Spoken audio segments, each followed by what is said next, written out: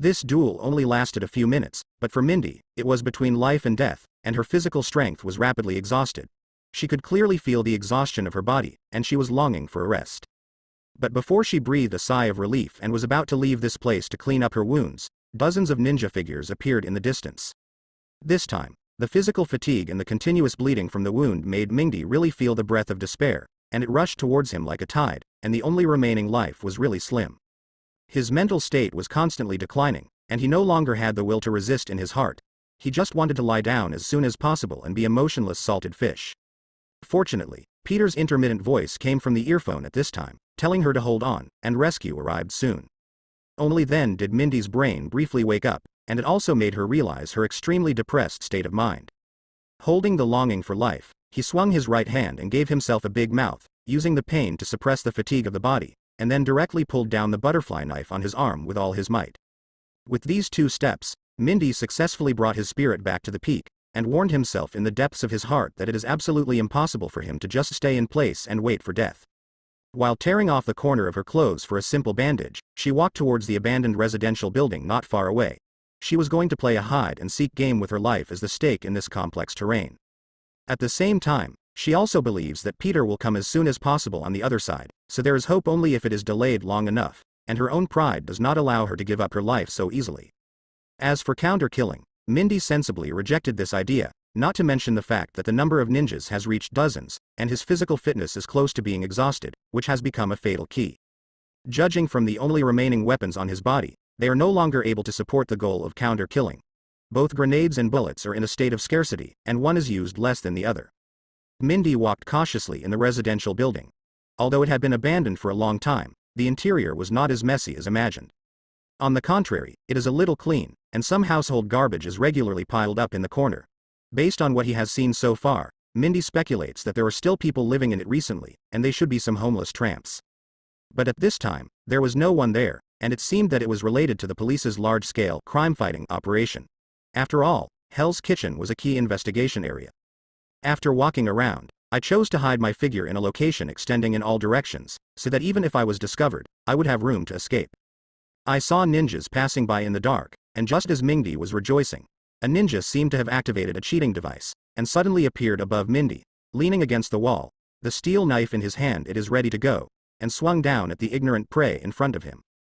But Mindy still didn't realize the danger behind him, and a turning point appeared at this critical moment. Bullets after bullets helped Mindy stop the falling of the steel knife and kill the ninja behind him. The gunshot woke up Mindy, who was nervously observing, and she subconsciously rolled away from the spot. The ashes in the spot made her immediately understand the danger just now. Observing the originally planned escape direction, and looking in the direction of the gunshots, it turned out to be the Punisher, an acquaintance in the factory before. Thinking of Peter's previous evaluation, he approached the Punisher without a trace of hesitation.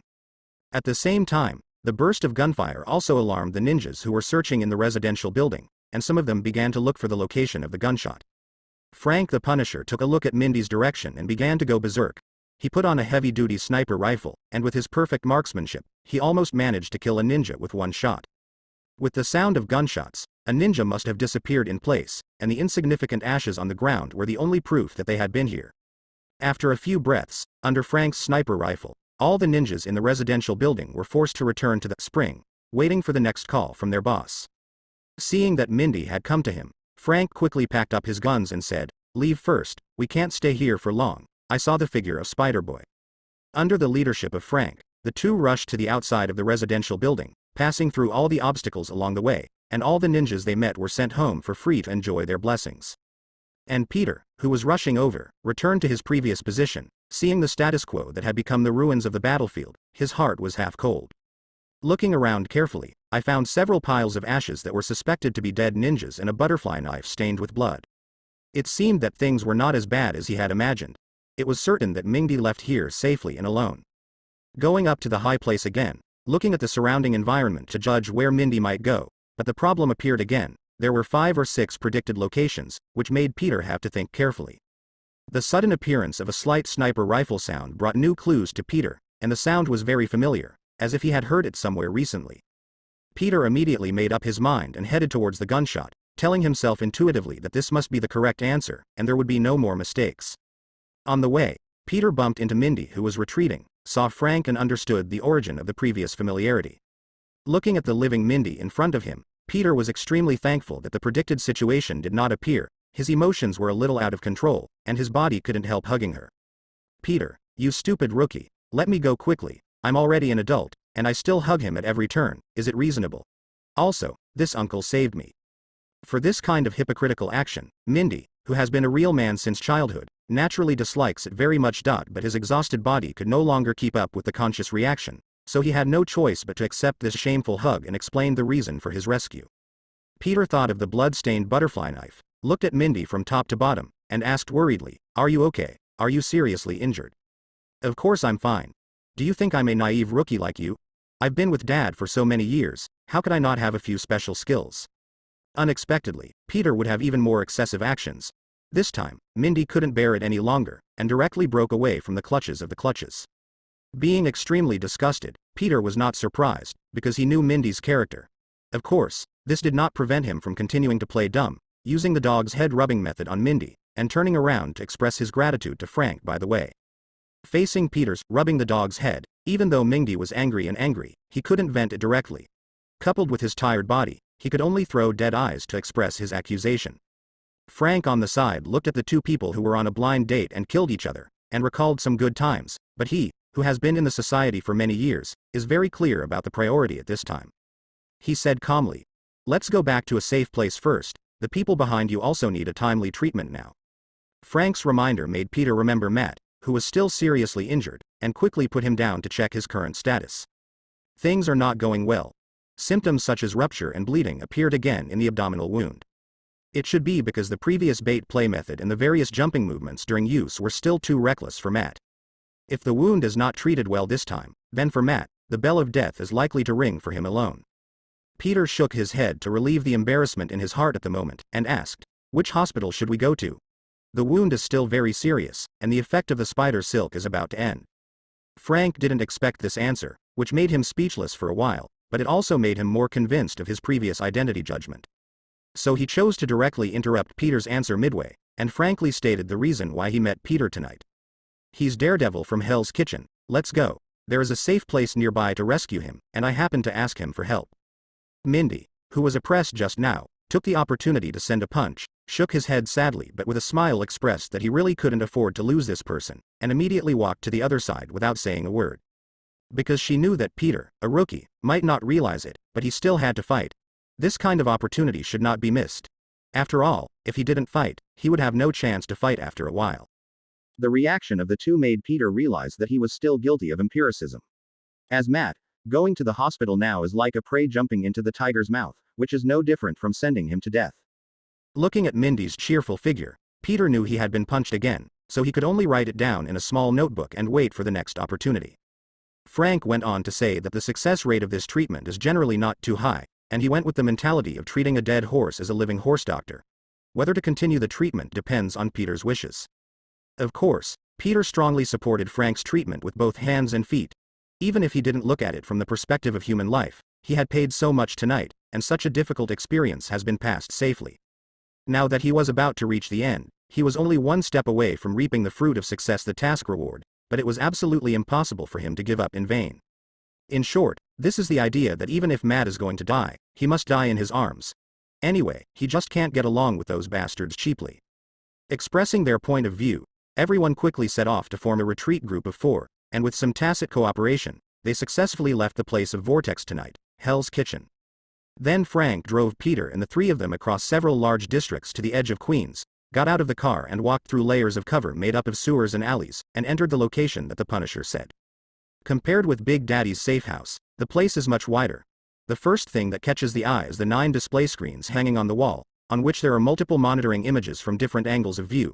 It can be said that there are no dead ends in all directions. Looms over the entrance. There are weapons and equipment areas, medical rooms, fighting training rooms and other professional places around, and the equipment for daily life is also comprehensive.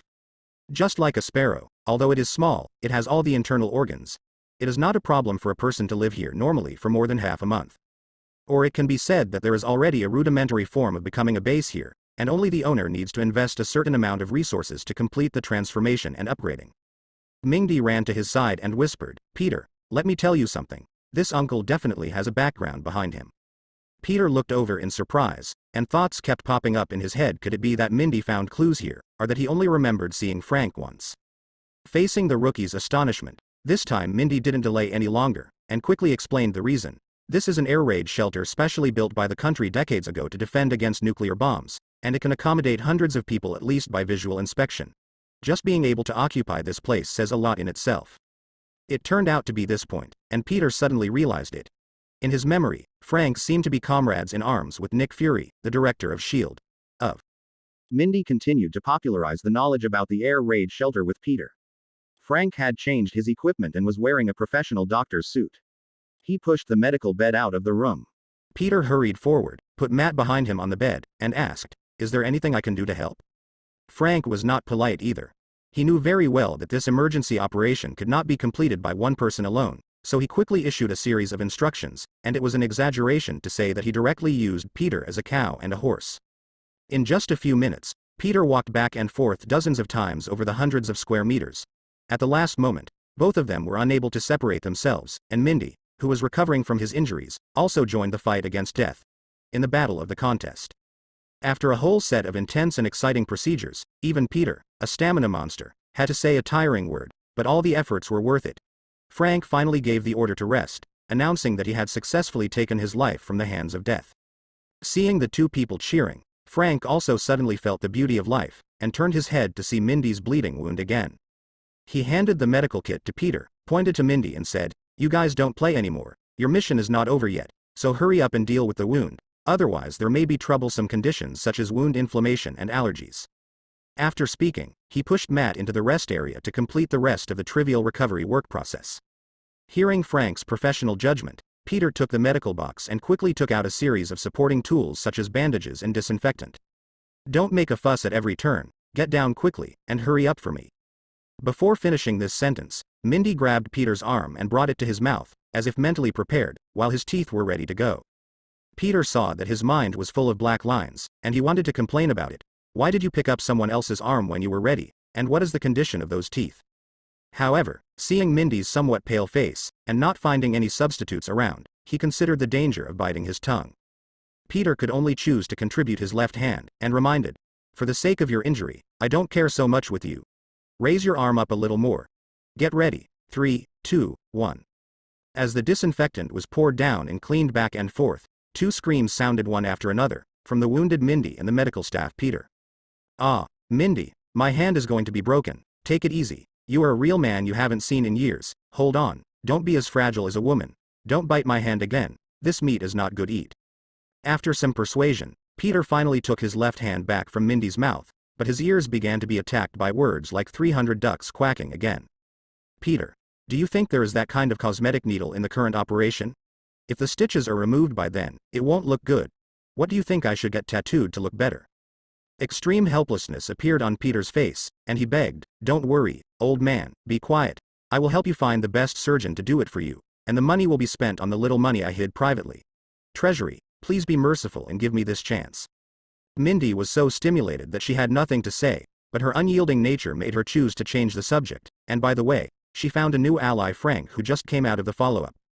"Peter, you must still be a bachelor now. It will be difficult for you to find a girlfriend if you continue like this. You say yes, uncle."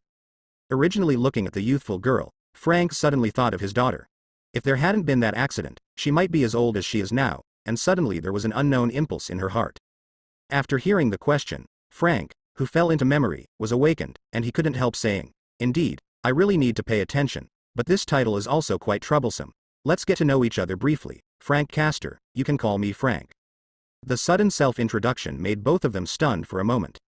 And Mindy realized that he was about to answer, but he also remembered his father's instructions before going out, as well as the many troubles tonight, so he turned his attention to Peter and asked him to make this decision. Peter quickly made a decision. He believed that the advantages of revealing his true identity outweighed the disadvantages. The future trend is unpredictable, but generally it cannot be separated from the hero and criminal. It is undoubtedly good news to be able to reach a good comrade in arms relationship with Frank the Punisher. Even when it comes to matters on the official level, you can rescue Frank and borrow his huge network. Seeing Peter's nod in the act of taking off his battlesuit, Mindy's suppressed throat opened again. "My name is Mindy McCready, and this rookie is called Peter Parker." After the three people present exchanged names, Frank looked at the bandage on Mindy's wound, and couldn't help smiling, making a rare joke. Peter, your craftsmanship is good, and it looks quite delicate. Mindy saw the bow on the arm and a few small red flowers painted on it, and the result was naturally a cat and mouse play. In the end, the Mindy-like cat announced that the show was suspended midway due to physical reasons, and Peter also took a step back, and the bow tie was replaced by a normal knot. Frank saw the two who were still fighting, and quickly started a new topic. Peter, last time it was a melee of drug dealers. What's the situation this time? And also confronted with that group of immortal lunatics, they are a bit difficult to deal with. It's a long story to say, and it starts with. Peter explained to Frank the specifics of tonight's operation in detail, and Mindy added some details from the side, as well as the picture of fighting alone. It is not only to answer questions, but also to hope that Frank will check for leaks and fill in gaps for tonight's operation, so as to avoid clues that cannot be cleaned up, and the hands and will come to the door in the middle of the night in the future. Frank looked at it with a glance, and combined with the expressions of the two, he easily saw through the abacus of the two brats, and of course he would not refuse. Because behind raising this question, I also have such a plan, and I am going to take care of the remaining troubles myself. Apparently, both Peter and Peter were aware of this, and they lived up to his intentions. They sat up straight on the sofa, raised their spirits and listened carefully. After listening to the two people's narration, he looked at them with some surprises, and opened his mouth to analyze. Overall, there are no major mistakes. The luck of the two of you is really extraordinary, but you are still too impulsive tonight, Mindy. In fact, there is a chance to avoid it. Considering that they are still relatively unfamiliar teammates, Frank just said a few words, and then ended the specific analysis of tonight's action. At this moment, the equipment on the table beeped, and Frank left his seat to check the situation, then turned around and said, "It's almost midnight now, and you should go back, but that daredevil happened to be wake up. Do you want to take a look? Maybe there is a place for a motorcycle." Just hearing the time at this moment, Peter himself planned to go home directly. After all, Big Daddy's checkup was coming soon, and it would be a bit difficult to wander outside at that time. But when he heard the word motorcycle, he already knew that it was impossible to refuse. Isn't the origin of the whole night's tossing about this brand new motorcycle? Besides, the answer was so close, it was even more impossible for Mindy to just give up. Sure enough, Mindy had preemptively used the same reason. "We're going. Hurry up, Peter. After we finish reading, we'll go home, otherwise Dad will make serial bombing calls." At this point, Peter still had nothing to say. He also stood up from the sofa and moved his muscles and bones to follow. On the other side, on the hospital bed in the rest area, Matt, who gradually regained consciousness from a coma, did not get up immediately like ordinary people. It is to control one's own state at the first time. Try to deceive the equipment wrapped around the body as much as possible, and prolong the time for the owner to be aware of it. Then use your keen senses to actively perceive the surrounding environment and various parts of your body to prepare for the next action. The result was far beyond Matt's previous expectations. There were no traces of binding, nor any imprisoning equipment. There were only 3 conversations with different voices coming from a distance. Before he fell into a coma, Matt originally thought that he must have been completely cold this time, and that he would definitely fall into the hands of those lunatics in Hand and Way. At that time, the choice between life and death will have nothing to do with him. But as far as the perception just now is concerned, let him let go of half of the worries in his heart first, and then make a judgment. This place is not a place for reconciliation, nor is it a place for specially setting up traps to confuse him. The analysis to this point also made Matt realize one thing: someone snatched the prey from the tiger's mouth of the Hand and society. The most important thing at this time is to think about the attitude of the savior. However, judging from the layout of the place and the healing effect on the body, the possibility of being an enemy is greatly reduced, but whether they can become friends is a matter of probability. Matt gradually relaxed the suppression of his body, allowing the medical equipment on his body to sense his awakening, thereby prompting the caregivers or the real person involved to come and observe. After a while, the sound of footsteps came from outside the door as he wished, and he mustered up his energy to carefully perceive every move outside. After all, this is a matter of life and death, and there is no room for sloppiness. The verbal conversation of the 3 and the change of pace made Matt start to generate the first image in his mind. One of them was a girl in her teens, and the slightly naughty words in her words reminded him of the wanton flying of youth. And the 2 people walking behind should be the ones talking, and their heartbeats are slower and stronger than the other, which is simply outrageous. In the more than 20 years since I was a child, I have never encountered one in 3 or 4 years, but these 2 days have appeared in groups. First, the Hand led by Mrs. Gao and others, and then these 2 benefactors. It seems that something big is about to happen in Hell's Kitchen recently. His mind couldn't help but fall into the deduction of the future, So Matt had to stop the endless guessing in time after he had a headache on his tongue, otherwise something bad would happen. Working together with hands and feet, he slowly sat up from the hospital bed, ended the previous state of pretending to be asleep, and leaned against the head of the bed to wait for the arrival of Peter and his party. Pushing open the door, at first glance, I found that Matt, who was still hovering in the hands of the god of death, was now able to stand up alone. But that overly pale complexion undoubtedly also indicated that his state was not good, and it was a fact of being stubborn. For some reason, Frank did not make a sound after entering the room. He just stood aside and looked at Matt on the hospital bed thoughtfully, as if he was thinking about something. Behind them, Peter and Mindy looked at each other. Although they were a little surprised, they didn't speak out rashly. The two chose to stand by the door quietly as spectators. For a moment, no one in the room spoke, and the scene fell into a stalemate. Both Frank and Matt were aware of each other's intentions, and both wanted to wait before striking, hoping that the other party would speak first. This stalemate did not last long. Matt, who was in poor condition, took the lead in breaking the silence. He simply and neatly revealed his true identity. He stretched out his hands to Frank and said, "Thank you very much for your help. You can call me Matt Murdoch. I am currently working as a small lawyer in a small firm in Hell's Kitchen. If you need it in the future, you can come to me anytime." At this time, Frank seemed to have recovered from the dream world, stepped forward to shake hands with Matt and responded, "Hi Matt, a retired instructor, Frank Castor, we will help each other in the future." After saying these words, both of them looked at each other and smiled, as if some kind of agreement had been reached during this conversation, which made the two people by the door confused. As for Mindy, who was originally impatient, the curiosity in his heart soared even more, but it was not easy to ask questions directly, so he could only suppress it. Until one day later, under Mindy's begging, Frank explained the reason for the two of them. The behavior of meeting for the first time was indeed premeditated. The main reason is that there is an urgent need for Matt's help in some matters, and it is still necessary. However, according to the information obtained from the investigation, it all proves that Matt is a very difficult type to get along with. What's more, they have never dealt with each other before, and there is no basis for trust, which reduces the possibility of success again. Considering the urgency of the situation, Frank chose not to make a sound in order to be able to progress smoothly, betting that Matt would acknowledge their life-saving grace and make a promise himself. Obviously, the ending proved that Frank was right in his bet. Under the specific time and circumstances, the pride in Matt's heart was that he could not ignore the kindness of others to himself. Of course, a big price was paid afterwards. As for what it was, Frank said that it was all over, so there was no need to say it. In short, the melon eaters, Peter and Mindy, listened with admiration on their faces. They deserved to be big bosses, and they could stage a thrilling duel in just a few words. Back to the topic, after some mutual introductions, Frank and Matt finally let go of their defenses to a certain extent. The two sides reached an agreement, and started a tentative communication. Since they have a common enemy, the focus of the conversation is naturally inclined to the hand, sharing relevant information they know. Peter, who was listening behind him, also gained a lot. He compared this kind of information with the comics and movies in his memory. If there were not too many accidents, the 5 fingers of the hand at this time should be Alexandra, Mrs. Gao, Botu, Suwanda, Murakami and others, all of which are a group of old and immortal monsters. And this organization can be said to be entangled with Daredevil in the future. It seems that in a certain timeline, Matt has become the new boss of the hand. But these are just unknowns. Which direction the future will lead to, everything depends on one's own choice and development. Moreover, we still have to attach great importance to the hand association, and we must not let our vigilance easily, otherwise tragedy will be staged around us. Finally, considering the time in Matt's exhausted state, Frank asked one last question, which was about motorcycles. Matt seriously recalled that after all, he was in a semi-comatose state and had no time and energy to pay attention to the surrounding information that had nothing to do with survival.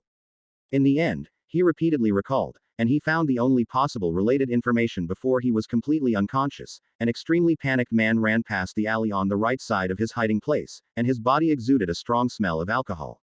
Frank also made some logical speculations, but he didn't have a deep understanding of the overall incident, so he couldn't give an absolutely certain answer for the time being. But when Frank saw Mindy's state from the corner of his eye, another decision had already been made. It was time for Matt to rest. Because Mindy, who had been quiet all this time, suddenly had many changes in his expression, from calm to ecstasy, then to remorse, and finally suddenly enlightened.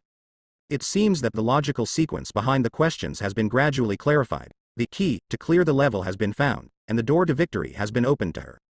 Seeing Mindy's hesitation to speak, Frank immediately understood her hesitation, and immediately gestured to leave before discussing. allowing Matt to rest in a quiet environment. Back on the sofa just now, Peter also noticed Mindy's state, and said solemnly, "Contestant Mindy, please tell me. Please start your performance." Mindy is also actively cooperating with Peter's tricks. While taking out his mobile phone to connect to the computer, he improves his level with a single operation, and at the same time tells the result in the tone of a news broadcast. "If I'm not wrong, that man is the car thief we're looking for tonight, and the reason why they stopped suddenly is that they ran into those crazy ninjas on the way."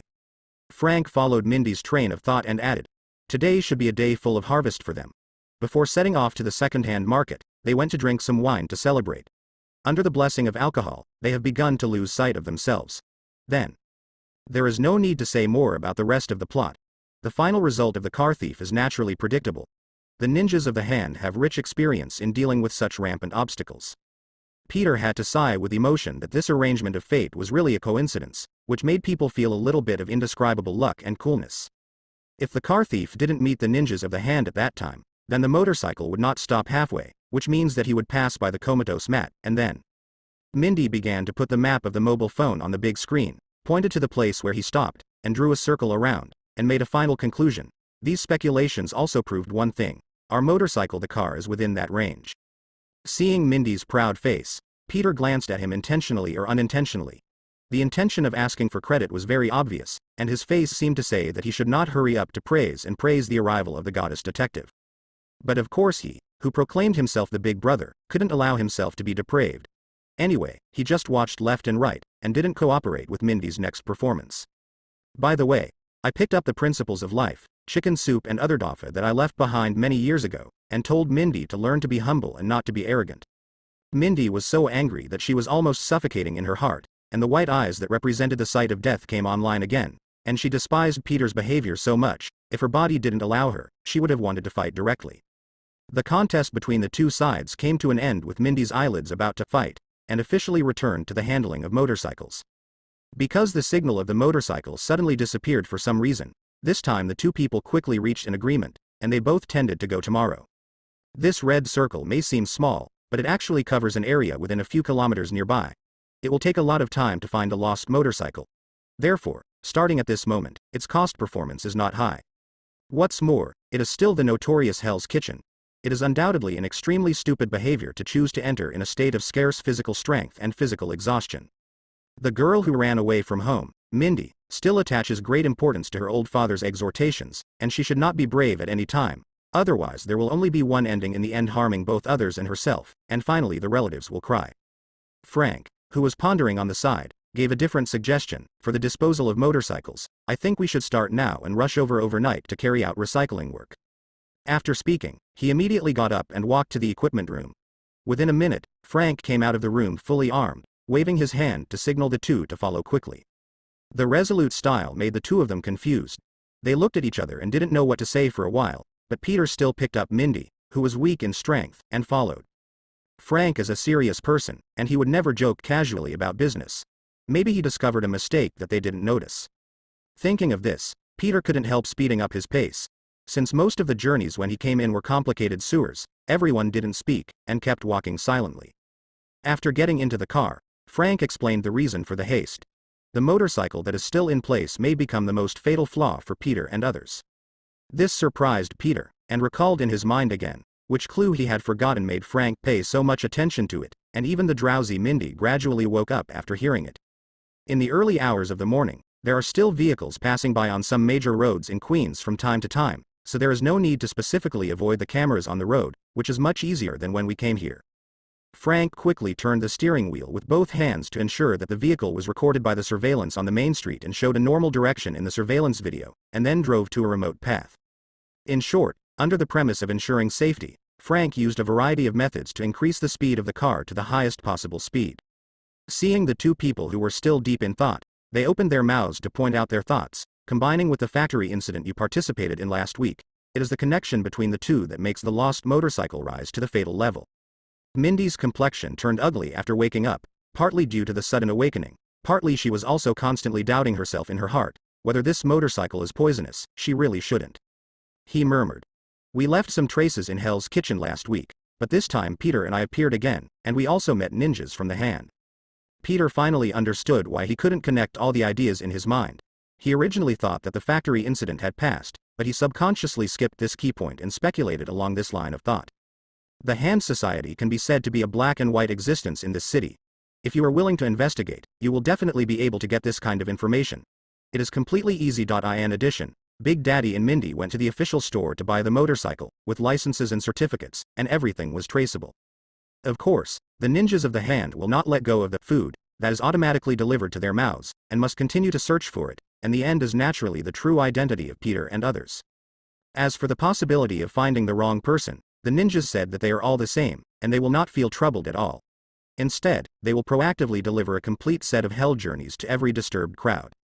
Still stay at home, come to the service level in person. Sometimes you may be asked to give a 5-star praise, and then give a family meal at a big discount. If you want to pursue convenience and quickness, the hand can also choose to play a guest role as an envoy of justice and a friend who is less courteous and more affectionate, and pulls the police and drug dealers in to create a new hunting ground, and together they plan big things and divide up the prey. Waiting for many related forces to enter the arena, the hand will return to the behind the scenes and transform itself into a law-abiding black hand. It only needs to push a little harder at critical moments. The main army will naturally attack with all its strength, and a large amount of resources will sweep the battlefield in one fell swoop, and all relevant persons involved in the incident will be thoroughly investigated. At that time, all kinds of problems will come to them, and the pressure they have to bear will definitely be overwhelming.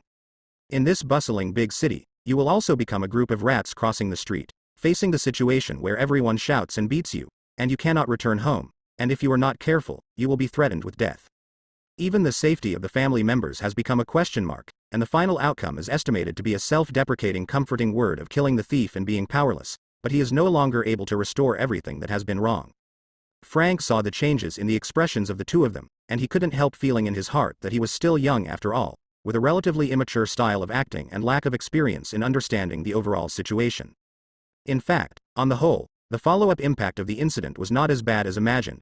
On the contrary, it played a certain positive role on a certain level, which can better cover up the ins and outs of the incident. But for the sake of these two young people who are more optimistic, Frank decided not to explain for the time being. Let them think for themselves, and learn some knowledge that others cannot teach. Especially the little girl Mindy, who came out of society to work hard for a living at a young age. She must be warned more. After all, she is often faced with dangerous situations, and if she accidentally makes a mistake, she will lose her life. Of course, Mindy's first impression is that she is a very smart child. If she just preaches, it will be a waste of effort, but it will further trigger her rebellious heart. Only by letting her personally experience this kind of predicament that a catastrophe is imminent, can she regain her vigilance towards new things, learn from them, and learn something in a real sense. Frank watched Mindy's thoughtful frown through the rearview mirror, and he thought back to the days before, if there hadn't been. For a moment, the car fell into silence, and it was not until the car was about to arrive in Hell's Kitchen that Frank escaped from his memory. Looking at the atmosphere at this time, I also realized that something was wrong with the direction of things, and gradually deviated from the originally set track. In fact, the original plan was to stand up at a critical moment to answer the doubts of the two, but I didn't expect that I would overturn and fell into the memory and couldn't stand up in time. But it's not surprising, it's a simple thinking trap. The thinking in people's mind after stepping in for a while is inseparable from this circle, and they will only rush forward vigorously, entering the endless deduction. The abbreviation is to be on the edge of a dead end. After a long time, others will no longer be able to wake up a person who is pretending to be awake. Only when the person is willing to wake up can it be considered over. Frank could feel the pain coming from his head one after another, which made him reach out and massage his temples. He was really committing a crime, but whoever made a mistake by himself, fortunately, it didn't take long, and it was completely salvageable.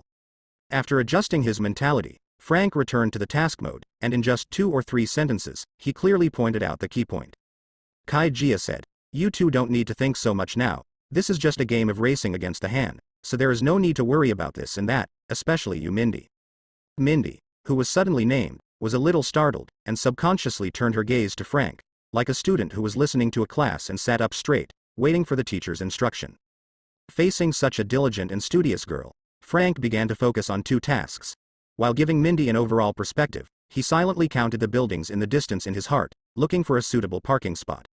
When he silently counted to 100 in his heart, the place was finally found. Frank turned around and began to assign the next task to the 2 people in the back seat. "Peter, adjust your breathing, focus, and get ready to get out of the car. The rest of the journey will be just the 2 of us, and we will walk through the main area of Hell's Kitchen.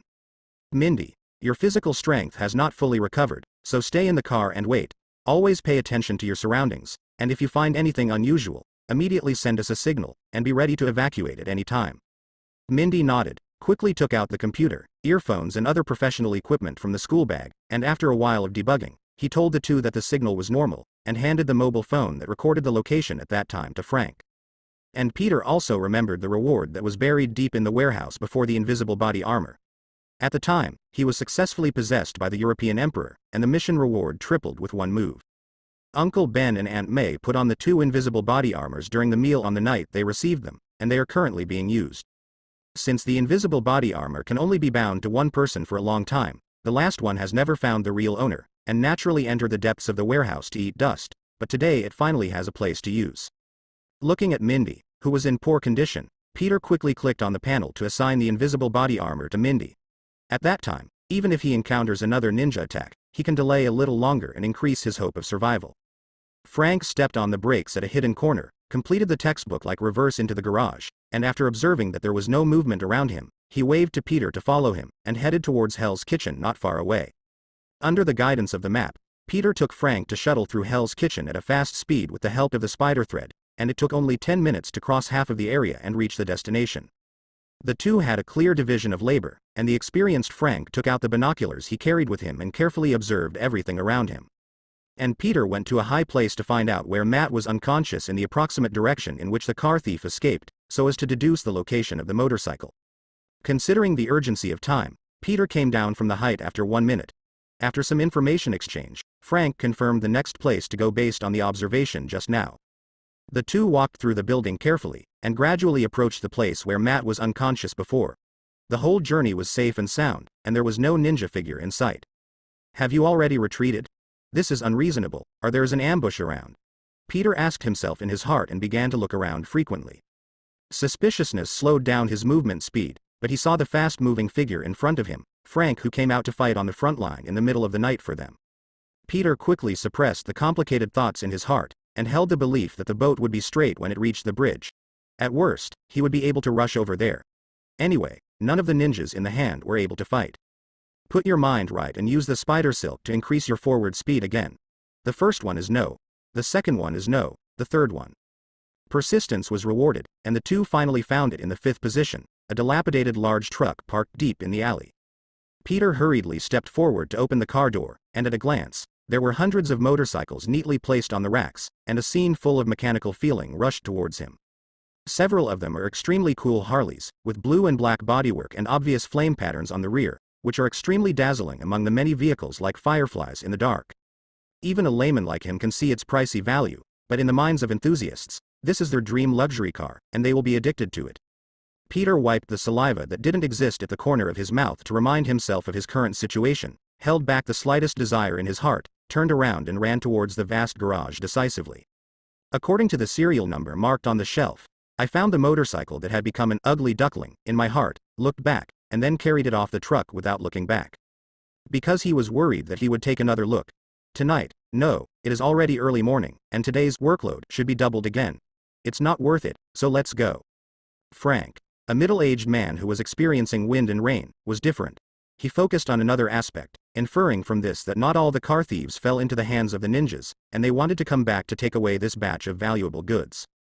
This hiding method perfectly uses the principle of viewing angle difference, and covers most of the abrupt places well through the combination of the color of the truck and the environment.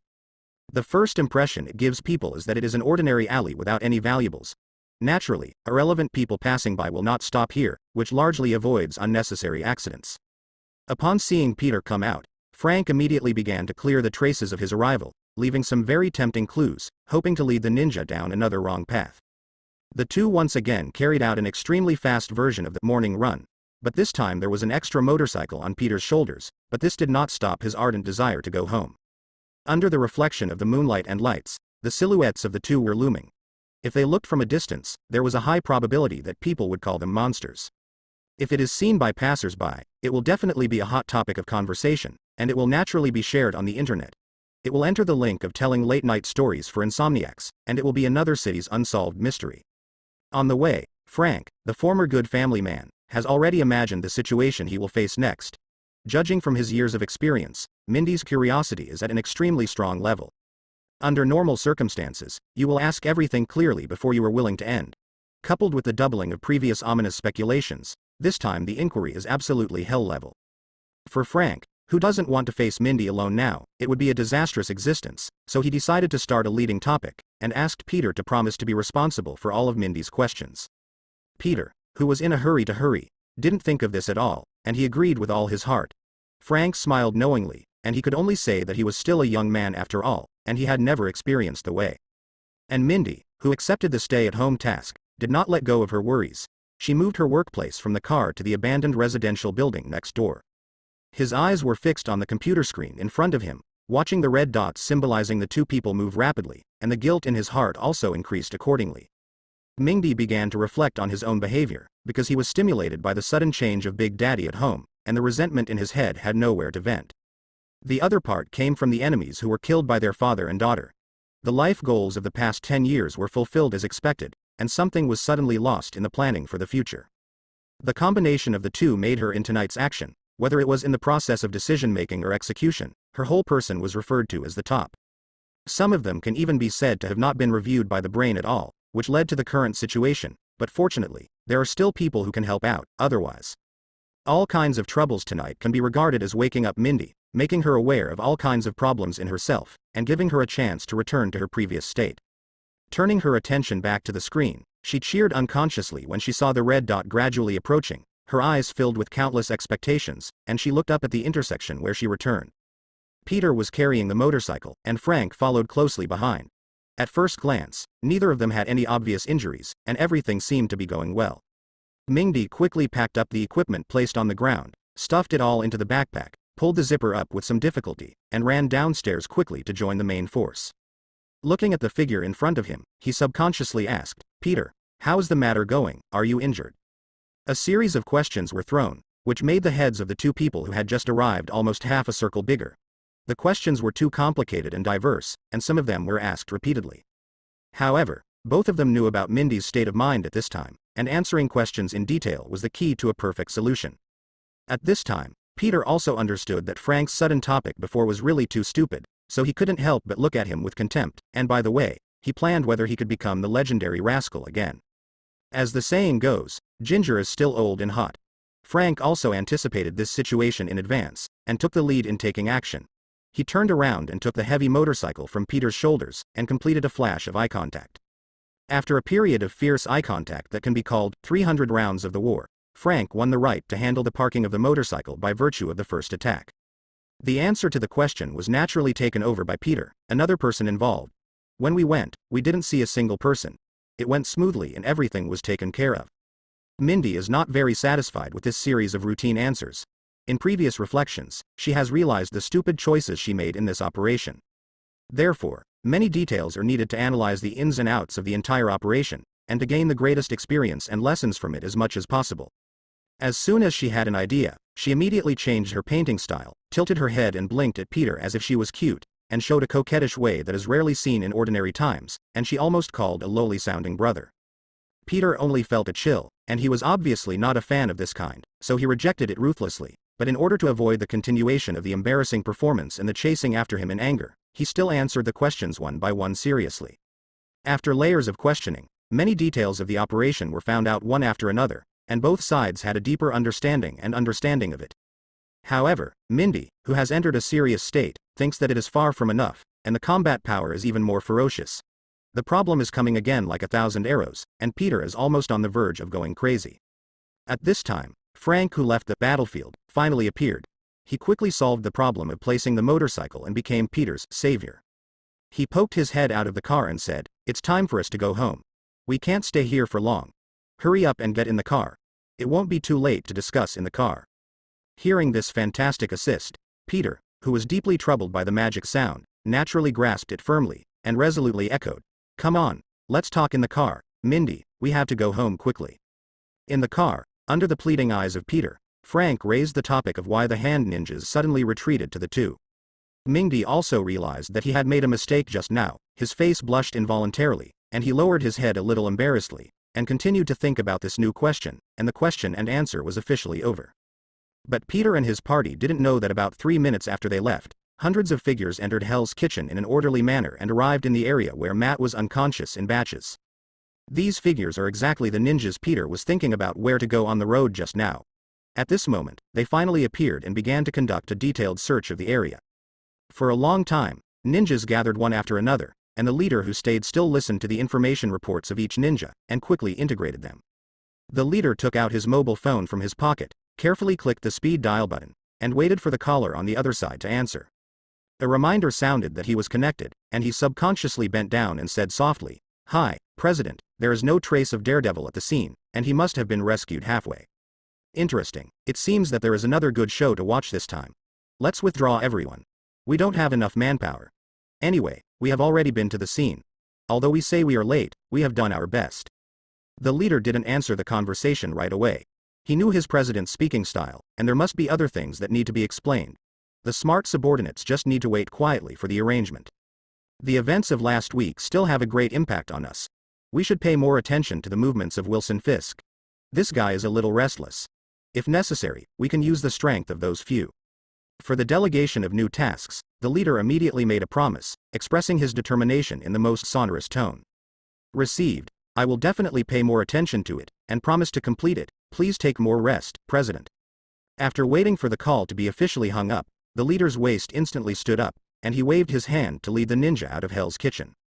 The accidental coincidence of the two makes people feel that opportunity and disaster are twin brothers who live and die together, and the choices are often separated by a thin line. The original speculation of Peter and his team was that they were worried that the factory incident would become the key point, leading to their real identities being exposed, so they hurried to the scene to destroy the evidence. But on the other hand, because of this incident in the factory, the Hand Association headed by Mrs. Gao had a huge temptation. In the face of the huge money market, a poor vigilante, Daredevil, cannot be compared at all. The two are not at the same level, and the power at hand is naturally inclined to the side with the greatest interests. It is the existence of this point of view that the main reason why Peter and his party and the ninjas of the Hand were able to pass by and move smoothly. On the other hand, considering the huge distance between the places of residence of the two parties, Peter and Frank were separated halfway. After all, there was no need for Frank to travel more than half of the city. In the early hours of the morning, Peter drove Mindy home, and experienced an intense and exciting drag racing journey on the deserted streets. When they got home, it was 2:30 in the morning, and Uncle Ben and the others had already gone to bed. Here, Peter remembered the text message he had sent before that he might be late. The situation at this moment made him have to doubt whether he was a foresight or a pure crow's mouth.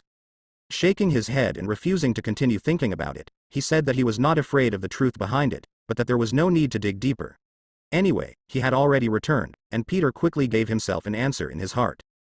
Taking Mindy lightly through the living room, ready to go upstairs to the bathroom, to reward the tired body of running around tonight, and finally have a comfortable sleep. Suddenly he heard a strange sound next to him, and turned his head to see that it was Mindy's stomach growling, especially in a quiet environment. It was only then that Peter realized that Mindy might have come here before dinner, and then he only went to the dessert shop.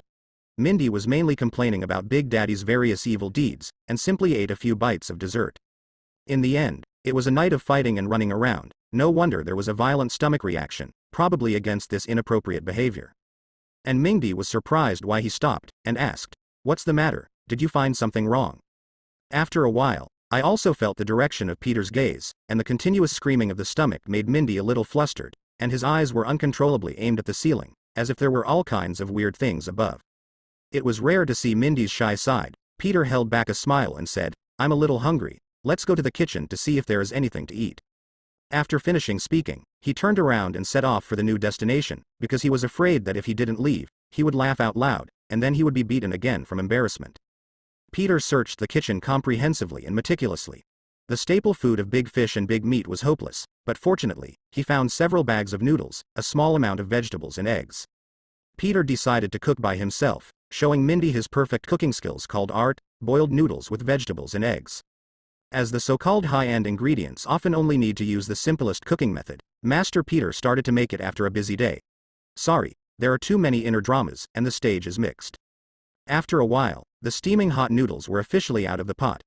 Looking at the noodles in front of them, the two decided to split into two groups. One went to the bathroom as originally planned, and the other enjoyed the food at the dining table. In order to let Mindy, a hungry girl, enjoy the taste of food as soon as possible, Peter decisively obtained the priority right to use the bathroom by cheating. What a commendable spirit. Well, in fact, he knew that even though Mindy was only a little girl, none of her female passive skills were lost, and her bathroom usage time was definitely a desperate figure. Don't ask why. If you ask, it means that you were young and ignorant. What a profound and heavy lesson it was. The two acted separately, and finally met in Peter's bedroom on the second floor. There were no extra guest rooms for living in the house, but there were several storage rooms. But it's not easy to clean up now. If there is any more movement, it will disturb Uncle Ben's rest, so I decided to make do with it for one night and make plans tomorrow. Peter simply made a floor bunk in the room as a way to relive the memories of the past. As for the big bed, leave it to Mindy with tears in his eyes. I don't know if it's because Mindy has the habit of sleeping on the bed. She has been unable to fall asleep for a long time. She tosses and turns on the bed. A living little monkey is making a fuss, turning around for a while, and chatting with the half-asleep Peter Sky. Peter, do you think Dad is too unreasonable? You can judge. Oh. A mechanical response slowly came out of Peter's mouth. In fact, this is more like Mindy's self-question and self-answer session. After all, Peter is just an old tool guy, useless at all. Confused, Peter opened his eyes and looked at the time, and found that it was 3:30 in the morning. This is a relatively special time point. Once he gets through it, he will be in a particularly energetic state, and he will not need to sleep afterwards. Obviously, Mindy has entered this state, and he is going to fight against drowsiness until dawn. I have to say that young people are really energetic. After passing this threshold, his state is not as good as every year. It seems that it is time to pick up the good habits I have developed before, and ask Aunt May to help me go to the supermarket to buy some goji berries tomorrow. It is such a precious moment to have a cup of heartwarming wolfberry water in the cool autumn. By the way, remember to buy a thermos. Tradition must not be lost. With all kinds of nonsensical thoughts, Peter felt drowsiness and fell asleep for a while. This time, Mindy's chat could hardly awaken his will. In fact, the reason why he was in such an exhausted state was mainly because he was frequently challenged mentally, which brought him an unprecedented experience. First, the worry about Mindy's life and death, followed by the strange operation to save Matt's life and death, and finally the urgency to make up for the mistake. The pressure is like the rising tide of the sea, wave after wave without stopping. The combination of the three is no longer a simple addition, and it can even be said that no one will feel outrageous in the cubic. At around 8 o'clock the next morning, the sun was shining brightly, shining in as usual, and the heat in the room began to gradually rise. Peter, who was awarded the bedside bunk position, was the first to feel the change in the environment. He opened his closed eyes and found that he was sleeping on the floor. And the brain that just woke up is like a dilapidated computer that has been running for many years and is stuck on the way to start. It is very difficult to extract the corresponding memory from the mind. His eyes were full of endless confusion and dullness, as if he was wondering why he ran to the floor when he was not sleeping in a good bed. Did he sleepwalk? Or it was just an accident? In short, the whole person just doesn't want to move, like a salted fish basking in the sun, and the brain doesn't want to work even more in the warm sun. After a long time, the system's calm mechanical voice sounded. It is now 6 a.m. New York time. The host has completed the task, childhood memories, and the reward has a superimposed effect. Please. At this time, Peter had just completed the process of waking up from his sleep, and subconsciously replied, "You little bastard, the system, you did this trick last time. I don't know that as a saint, I can't be tricked again." In just a few seconds, Peter shouted out a series of sentences in one breath, without any gasps in between, which surprised even himself. Even the system stopped briefly, and the program showed that there might be other options for the host, but there were a lot of unsolved words in the sentence, so he specifically searched for related words. It turned out that it was all nonsense, and there was not a single word that needed attention. If the system was more intelligent, it is estimated that countless complaints would form a bombing zone. It's a pity that the system is not, and it is ignored according to the relevant set procedures, and continues to talk about the topic interrupted by the host. The host is requested to check the results as soon as possible. If you are not satisfied, you can choose to refuse, but continuing to superimpose will bring the greatest benefits to the host. After 2 months of contact, Peter knew that if he believed everything, he would really be a big fool, and most of the time the system was full of nonsense, so there must be something strange in the prompt that appeared at this time. He summoned the panel to display the data, and when he saw the words on it, he knew he had guessed right again, and his heart was full of joy and sorrow. In fact, to be honest, he would rather not guess correctly, and he doesn't know if it is because he has spent all his luck by traveling through time and not dying. At present, as long as the predictions are unknown, most of them are correct. It is a vivid display of a good but not a bad thief spirit. He is a crow's mouth living in the chief's house in the African continent. The A-level ability lottery draw has been superimposed many times, and there is a possibility of successfully upgrading to an S-level ability lottery draw. Success and failure are often separated by a thin line. This is a gamble on the future, please make the final decision carefully. Although the difficulty of choice reappeared, Peter quickly made the final decision, because he was self-aware of his relationship with the world, and what was most important in this world was strength. Once you don't have the corresponding strength, it is estimated that from the moment you step out of the house, you will put the life and death of yourself and your family in the hands of others. This feeling of being controlled by others at all times is very uncomfortable. As for the value of the S-level ability, the Phoenix ability on his body is the best proof. Now it is only a preliminary development, and it has already made great contributions to him, and the role it has played is innumerable. And in this more than a month of bone-chilling training, Peter clearly felt the great potential of the Phoenix, such as physical recovery, healing of others, and possible flying abilities. If one day it can be developed to the extreme, at that time, he can proudly say to the world, I want to hit 100. Even the recovery ability may reach the level of Uncle Wolf and Deadpool, so this is definitely a project worthy of long-term investment. After looking for a reason to convince myself, I clicked the confirm button with both hands at lightning speed to avoid long nights and dreams, and then I want to change my mind again. Back to reality, the time has come to 9 in the morning, the warm sunlight is gradually changing its function, and the heat in the room is rising. Peter quickly left the bed and headed for the bathroom. Today's task is not easy, and there are still a lot of things to do. Just cleaning the storage room is a huge project, which requires a certain amount of time and manpower. At present, there is no shortcut, and the only option is to work hard. And now that they have started tidying up, as the saying goes, a sheep is herding, and a flock of sheep is also herding, and the other 2 storage rooms in the house must not be skipped. After the daily cleaning of the body, Peter rushed to the second destination, the dining table, to provide sufficient resource reserves for the next work. In the kitchen, Aunt May smiled knowingly when she saw the figure coming downstairs, picked up the breakfast she just finished in front of her, and said, Good morning, Peter, sit down and have breakfast. Morning, Auntie, let me get it. Peter hurriedly stepped forward to take the breakfast for 7 people, 2 of which belonged to Uncle Ben and his wife, and the remaining 5 were all his. Since Uncle Ben's reminder last time, after a few days of observation, Aunt May noticed changes in Peter's body and food intake, and mistakenly thought that Peter was exercising. Aunt May naturally strongly supports this kind of behavior that is beneficial to the body. After all, the body is the capital of everything. At the same time, considering that fitness requires a lot of nutrition, Peter's food will be prepared for multiple people. Peter took a closer look and found that it was still the third one: milk, bread and eggs. Regarding this point, he actually wanted to complain. It's a pity that I didn't do in-depth research on eating before, and it is estimated that fried rice with eggs should be the most skilled dish. But the complaints are the complaints, there is no hesitation when eating, but it fully shows the picture of the starving ghost eating. In Aunt May's eyes, Peter's wolfing down was the best compliment to her morning labor. Eat slowly, there is still a lot in the kitchen. At the same time, he joked with a smile on his face. By the way, tell me, there are girls' shoes at the door, and that girl seems to be staying in your room last night, so it could be.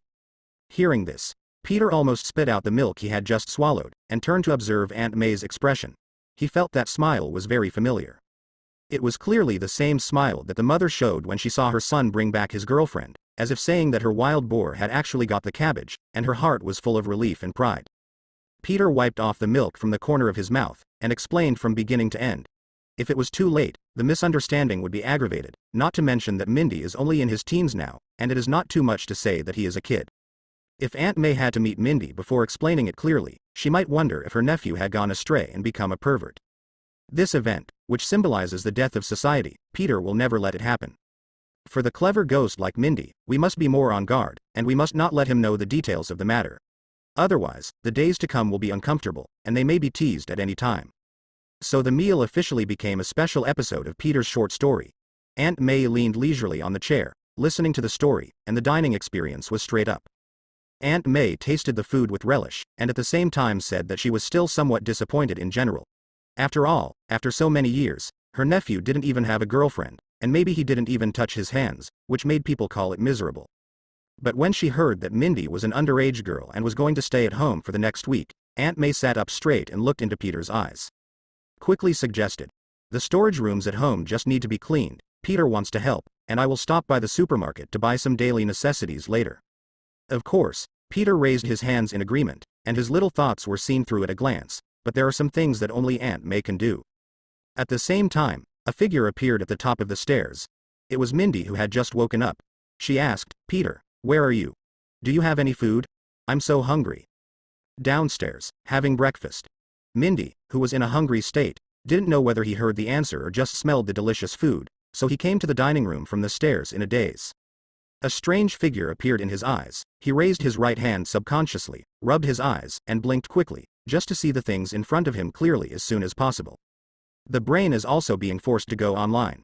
From the analysis of the atmosphere Peter got along with, he immediately understood who this gentle woman was, and stepped forward to greet her as a junior and a guest.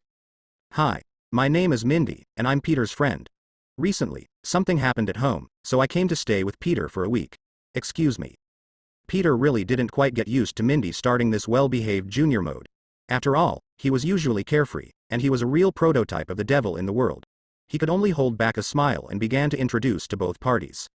Aunt May at the side naturally saw clearly, recalling what she just said. It was obvious that the little girl in front of her was a little nervous now. Quickly stood up to take over the situation, and said gently, "Hello, Mindy, come and sit down here. How did you sleep last night?" At the same time, he gave his nephew a slightly murderous look. "Peter, don't sit here stupidly. Go to the kitchen and get some breakfast." The people who eat melons were fallen from heaven. Peter said that he was a little sudden and almost choked again, but he also understood Aunt May's good intentions. He got up and headed to the kitchen. He rubbed his belly and decided to grab a few more.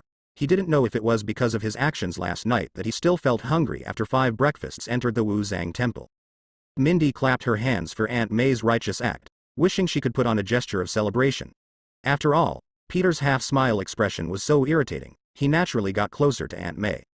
When he came out of the kitchen with breakfast, Peter was surprised by the scene in front of him.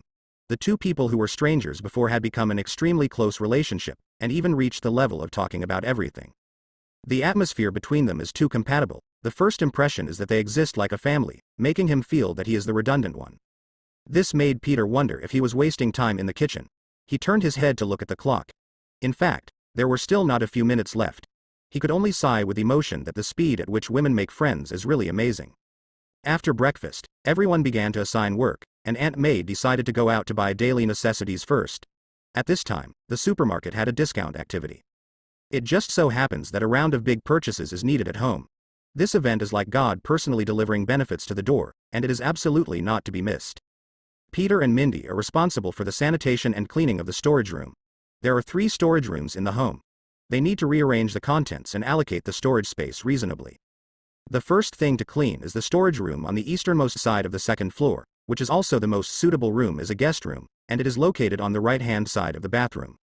After finding the key to open the door, Peter could smell an indescribable smell, which made him jump 5 meters away in one step. Mindy also followed closely behind, rolled to the side after a row. His body was pressed against the wall, and he took out the butterfly knife in his hand to complete the defense. He asked vigilantly, "Peter, what's the situation? Is it a ninja from the hand? My weapon is still in the bedroom.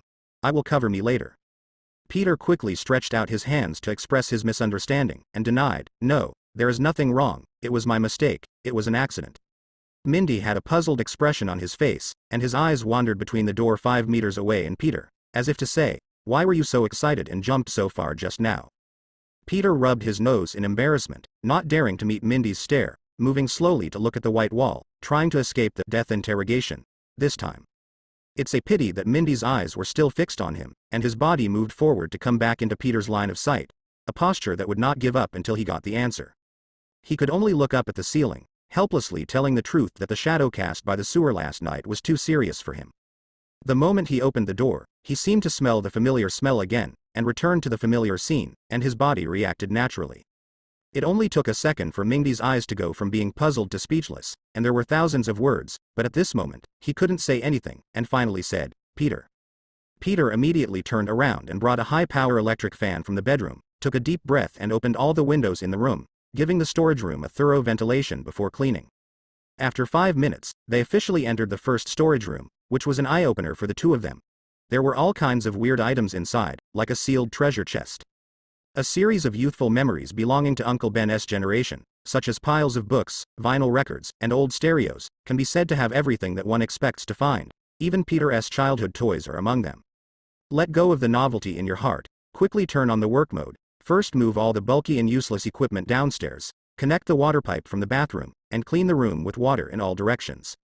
Out of the corner of his eye, he suddenly noticed the dark circles under his eyes, which can be called national treasures, and his strange mental state. Peter couldn't help but feel a headache, and he was afraid that Mindy would pass out later. Suggested. Mindy, your dark circles are serious. Why don't you catch up on some sleep and leave it to me to clean here? I'm fine by myself. No, this is my room for the next week. I have to clean it myself, and I can't sleep right now.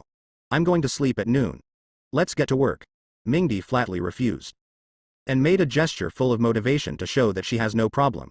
The short is that work makes her happy, and she wants to be addicted to work and cannot extricate herself. Peter wailed in his heart. It's your state that makes people feel scared. It's no different from the great God, who is about to complete 3 days and 3 nights. But the words have come to this point. It is not good to continue to persuade. It is really not possible. When the time comes, the blue flame like spider thread will come online again, and the idea of remedial after the accident is officially born in the mind. After more than an hour of bloody battle, Peter can finally announce that the room has temporarily come to an end. Although the overall look is still a bit shabby, the basic equipment in the room is considered complete, and you can move in with your bags tonight. Among them, there are many items in the storage room that can be used directly, otherwise it is estimated that I will have to fight for about an hour. As for the next upgrade and optimization of the internal environment, let Mindy complete it alone. After all, everyone's needs for the environment are very different. Especially since Mindy is still looking forward to the new room very much, there is no need to help her make decisions. The best way is to let her play freely. Standing on the spot and stretching, exercising the muscles and bones that had been worked for a long time, Peter did not stop too much. After a few breaths, he brought up the electric fan and water pipes and went downstairs. He did not forget that there were still 2 major projects downstairs. With previous experience, following the same process, plus the remote command of Aunt May, the main force, and the addition of Uncle Ben, the overall situation is much easier. After everything was over, it was past 1 o'clock in the noon, and the work started at 9 o'clock in the morning. After more than 4 hours of cleaning, the cleaning project of the 3 storage rooms was finally completely completed. Peter proudly admired the area with his hips akimbo, his face full of complacency, and he almost shouted, "Look, this is the country I have built for you." Mindy, who was paralyzed on the sofa at the side, saw everything in his eyes. Although he couldn't hear the coquettish words deep in his heart, he could also see part of it from the rich body movements. She rolled her eyes uncontrollably. If it wasn't for Aunt May's face, she would have already verbally avenged her previous revenge. The order of the topic of retaliation has been clearly thought out, and it is guaranteed that Peter's shame will soar until it explodes, and the person involved will remember it for at least a month. Mindy stared at the hideous figure in front of him, slapped his thigh and said, "It's a pity that this is such a good opportunity, Peter. You have to thank me for not killing me." Peter also seemed to feel a chill coming from behind him. He looked back and found nothing unusual. He stopped his nonsensical thoughts, put the tools back to their original places one by one, and waited for the next use. Aunt May, the commander of the cleaning project, naturally didn't know that there was a fight in the living room outside because of her face. She had been waiting in the kitchen for a long time, and when she received a signal from outside the kitchen that the family members were ready, she brought out one after another a sumptuous dish from the kitchen. On the one hand, it is a reward for everyone's hard work in cleaning, and on the other hand, it is also for Mindy, who is very friendly. This is Mindy's first visit to the house.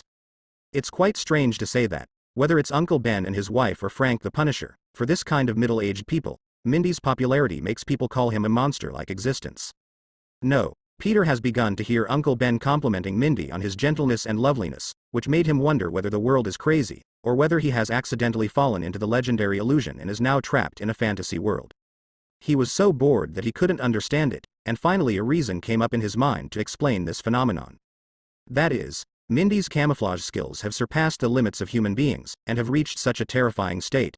They can confuse the real with the real, and let people see a different side. However, all speculations disappeared before the delicious food, and 10 exquisite dishes were placed on the dining table. Peter was dazzled by the seafood that Aunt May went to the supermarket to snap up this morning, and the top-quality beef that Uncle Ben brought back from the company. Every dish on the table embodies the dignity of Aunt May as a housewife for many years. It can be said that this meal is absolutely generous. After waiting for Aunt May to serve, the lunch officially started, and Peter became the first person to charge. When the food entered his mouth, there was only one thought in his mind: delicious and eat quickly. After tasting the feast, Peter and Mindy, who were satiated, lay down on the sofa, chatting about their actions last night. Uncle Ben has gone back to his room to rest and has to go to work later, while Aunt May is cleaning up the mess after the meal in the kitchen and washing all the tableware. The two wanted to help, but they were both kicked out, saying that their joining was a burden instead, and more often it was to delay the end of the process, so they were asked to leave the kitchen as soon as possible. There was no way, so the two came to the sofa in the living room. With the inertia of human nature, leaning against the sofa for a while turned into lying down.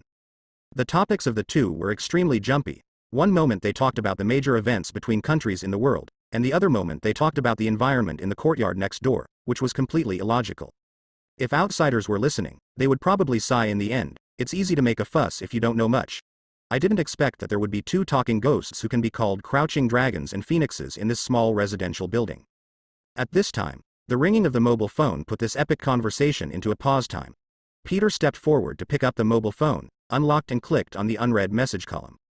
Taking a closer look, it turned out to be a message from Harry, which made him a little bit puzzled. Why it was Harry who opened this unknown text message with confusion. I saw that something happened to Peter. I made a mistake about the time. If Dr. Connor's research project doesn't go in this week, I guess there will be no chance in the future. That's why I've already secured the intern position for you first. Come to the company this afternoon when you have time to go through the entry procedures for you. By the way, Gwen is the team leader of your intern team.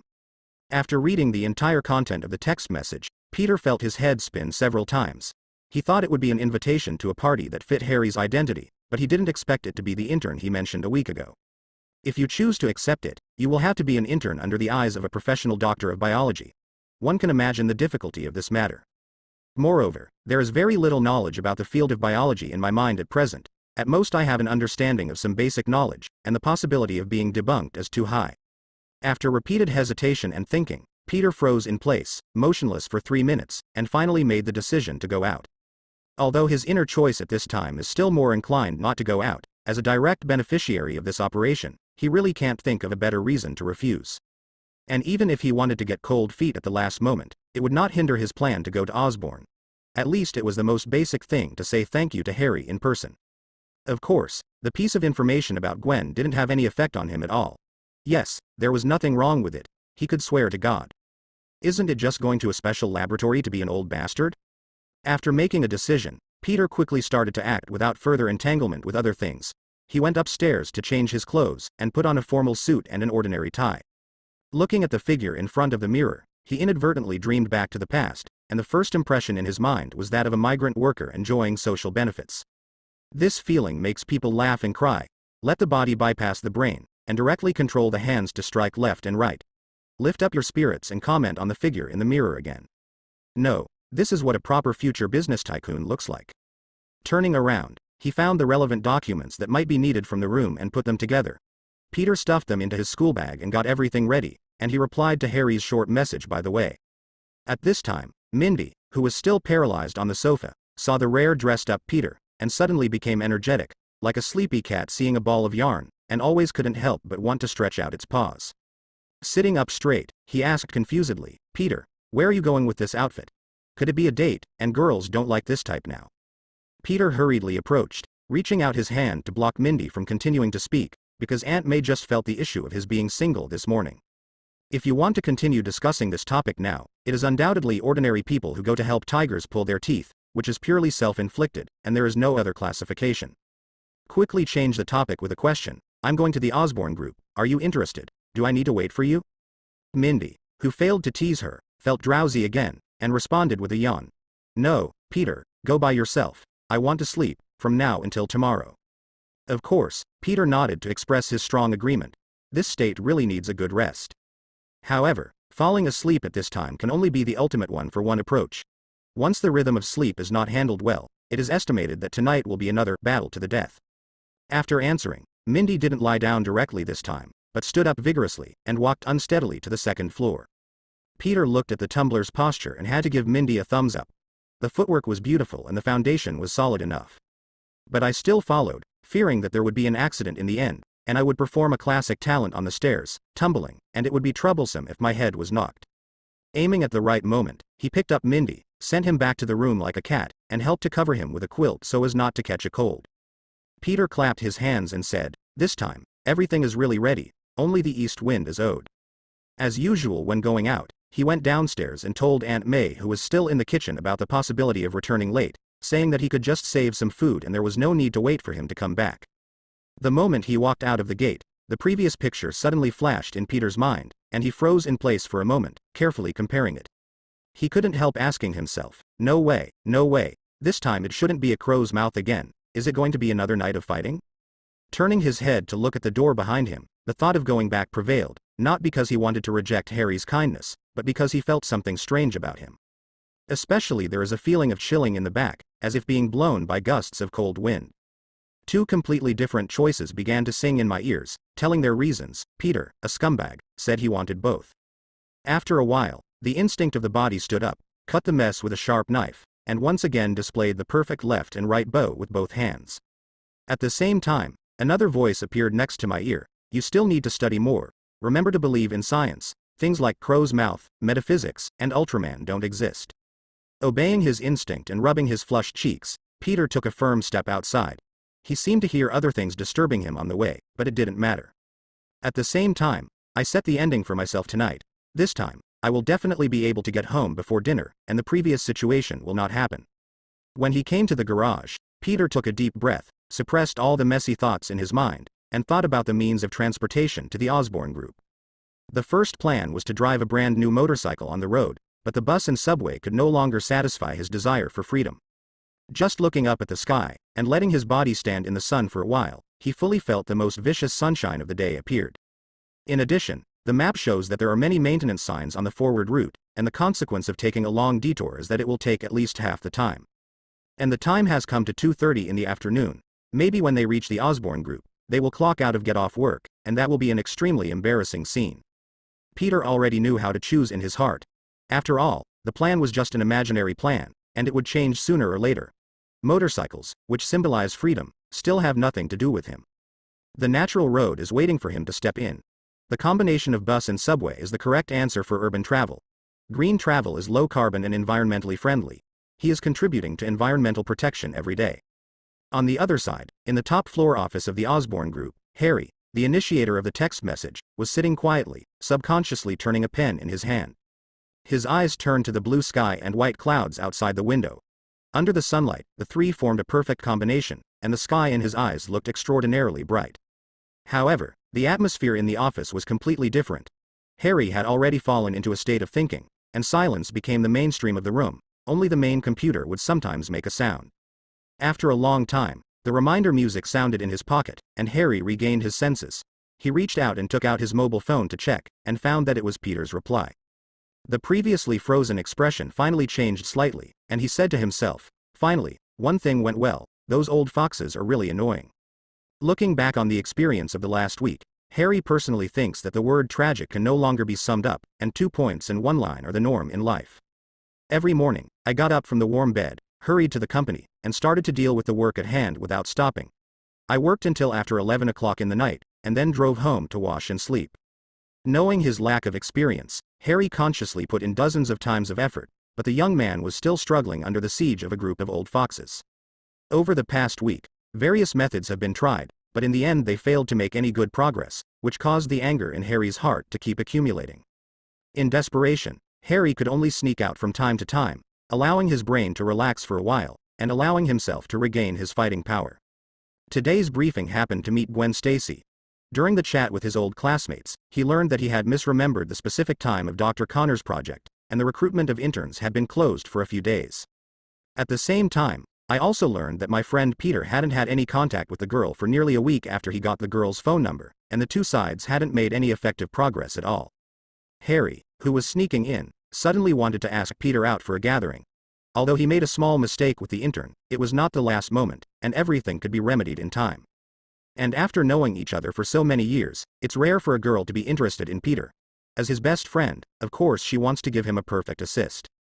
After returning to the office, Harry adjusted his mentality and quickly discarded the work documents that had been entangled with the old fox. Today, he no longer wants to think about it so much, he just wants to go all the way to realize the plan in his heart. Call the internal number to inform the secretary of his arrival, personally ask about the information about Dr. Connor's project, and ask the secretary to give an order to the project department, and he will go through the back door unscrupulously.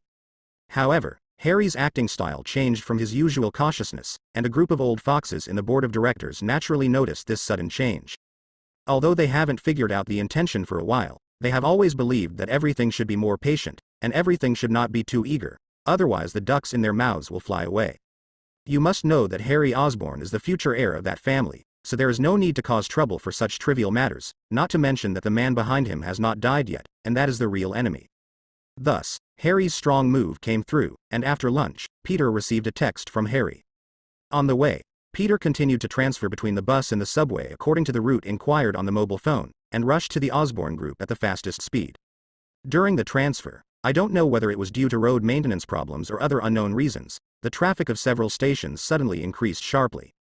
Faced with the crowds that can be called rush hour, Peter of course resolutely followed the real choice in his heart and replanned the ride route, not because of his indifference, but mainly because there was no need to spend a lot of energy rushing into the crowd. Thus, after more than an hour, Peter finally arrived at his destination, the Osborn Group, in the central area of Manhattan. This is one of the most prosperous areas in the city. Companies of various well-known brands have chosen to take root here. High-rise buildings are the most basic standard configuration in this area. Among them, for Peter personally, the most memorable thing is the Stark Industrial Group not far away, the high-rise buildings that rise from the ground, and the appearance is full of black technology attributes.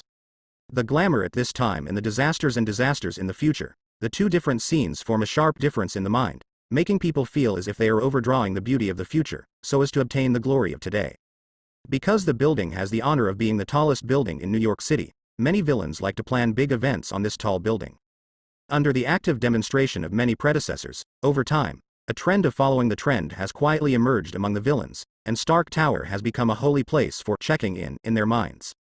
You wouldn't be a successful person without throwing a big party on top of Stark Tower. Therefore, in the days to come, the Stark Tower will always be on the verge of demolition and being demolished. It is at the forefront of this road, and no building is qualified to surpass it.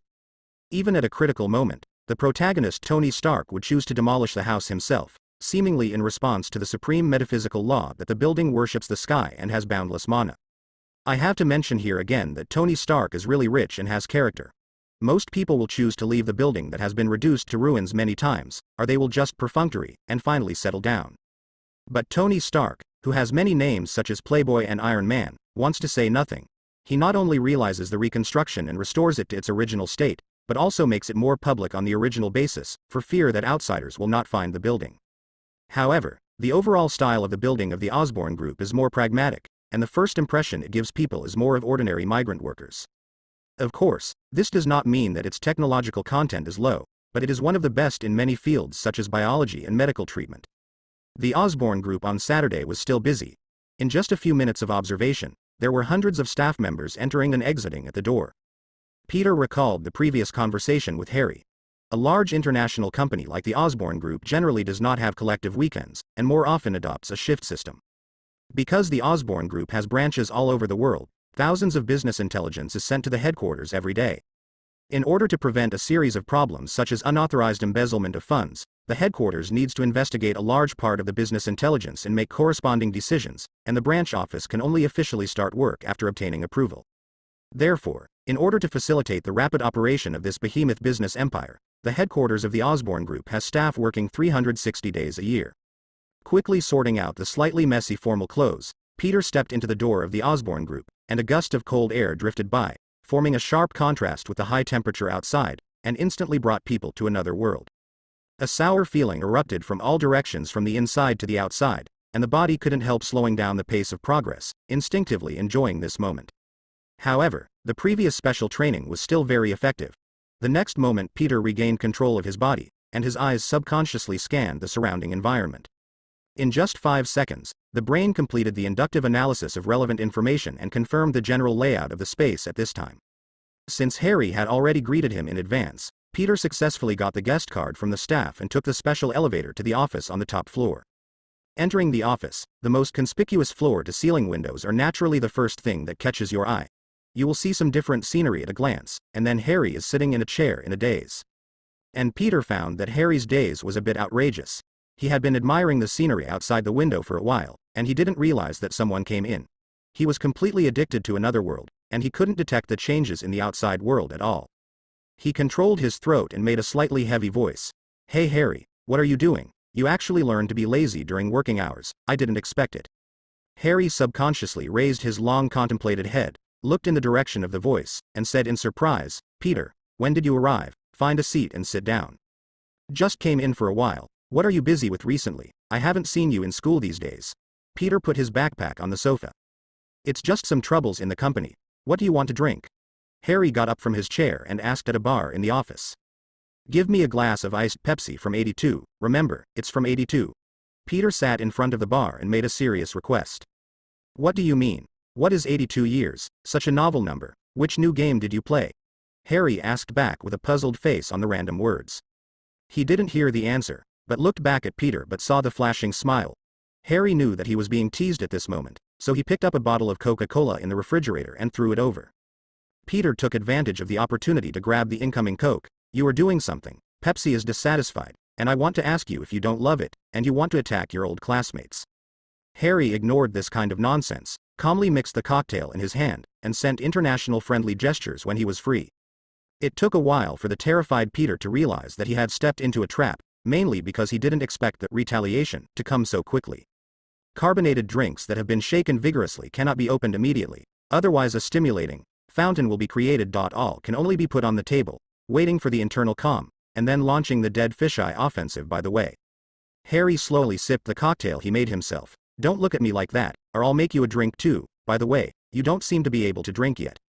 Such shameless words can be said. Peter said that after all, he still underestimated the children of the rich family, and immediately made international gestures to express his strong respect for Harry. Under Peter's stalking and accusing eyes, even though no one else was around, Harry still felt completely embarrassed and awkward. However, he would not bow to such evil forces, so he turned his head and asked, "By the way, have you brought all those certificates and related materials?" Peter still cast contemptuous glances at this kind of forcibly changing the subject without technical content, but he also knew that the business was important. He got up and picked up the backpack on the sofa, took out the documents and handed them over. "The documents are all there, but are you sure you want to do this?" Harry took the information and explained. "There won't be any problems. In fact, I have other plans on this matter, and I want to use this to break some stalemate."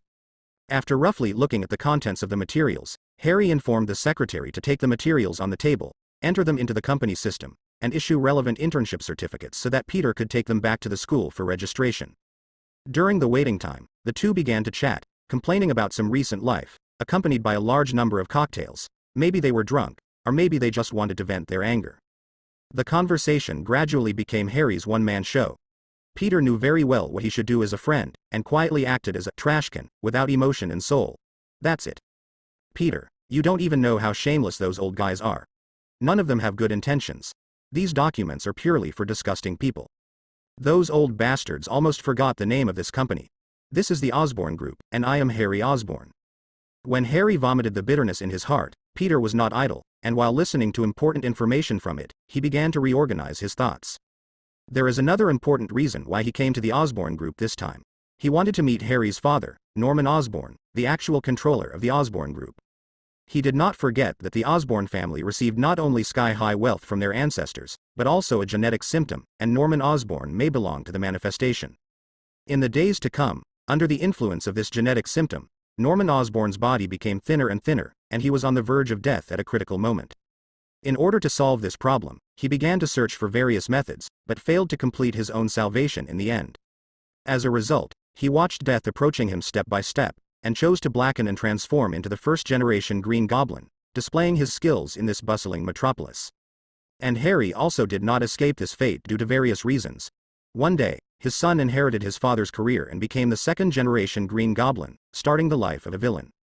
Peter believes that in the days to come, he and Harry and his son will definitely meet in many ways. Just like being in a ball of thread, the two sides always return to the original track and are entangled with each other. And escaping will not have any beneficial effect, and maybe it will make a mess of things, add another fire to the life that is already in the difficult mode, and finally soar to the hell mode the god of death personally comes to serve. Therefore, if you want to achieve real separation, you must solve it at the source, join it, and proceed from the actual situation. You must know that the Osborn Group exists on a par with Stark Industries in this world, and it is one of the most advanced companies in the world in many fields such as biotechnology. At the same time, in the military industry, it has been competing with Stark Industries for orders from the military, and it wants to make corresponding arrangements around the world.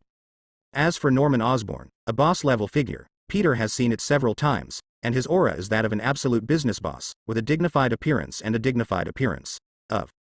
It was a rainy day at the time, and Norman Osborn came to pick Harry up, and it happened to be on the way, so Peter managed to get a ride home. In the car, the unfinished video call brought a deep shock to Peter, who was a high school student, which is still fresh in his memory.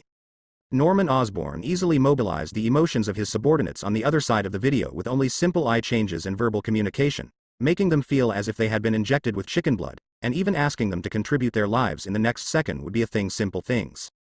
It is entirely conceivable that a person with a high IQ plus financial ability, and at the same time masters the world's top group, has reached this stage of analysis, and Peter already feels a strong sense of familiarity. Isn't this the same routine as the DC Master Bat next door? Although it doesn't have the halo of the Father of the World, even if it only has a low-end version, it will be an extremely vicious existence. Therefore, the best situation is naturally that the world line has changed. Norman Osborn's body is completely fine, and he can carry a bag of rice up to the 6th floor in one breath. After all, there are already enough villains in this world, and one more Green Goblin won't make much sense. Why not let Norman Osborn be a healthy and rich man? Isn't this kind of life good? Waiting for Harry's complaints to be almost over, Peter began to join in with the idea of testing, deliberately asking why this happened, and then derived to Norman Osborn. Harry didn't think too much about it, and directly explained that the main reason was that Norman Osborn's body had problems half a year ago, and he had been recuperating at home, and he hadn't completely improved until now, and his condition was finally changing repeatedly. Hearing this, Peter's heart was half cold. This is not much different from the plot in Memory. The blackening of Norman Osborn is about to become a foregone conclusion. Before he could finish digesting this speculation, a more explosive piece of news came out of Harry's mouth, causing him to subconsciously spray Coke forward, almost choking his throat in his haste. Not caring about cleaning up the mess just created, the voice suddenly raised, "What, Tony Stark is missing? Is it the Tony from Stark Industries who makes headlines all day?" Harry, who was sitting opposite, was already ready, moved the chair he was sitting on ahead of time, calmly dodged this attack, calmly took out a tissue from the box beside him, and wiped the Coke on the table.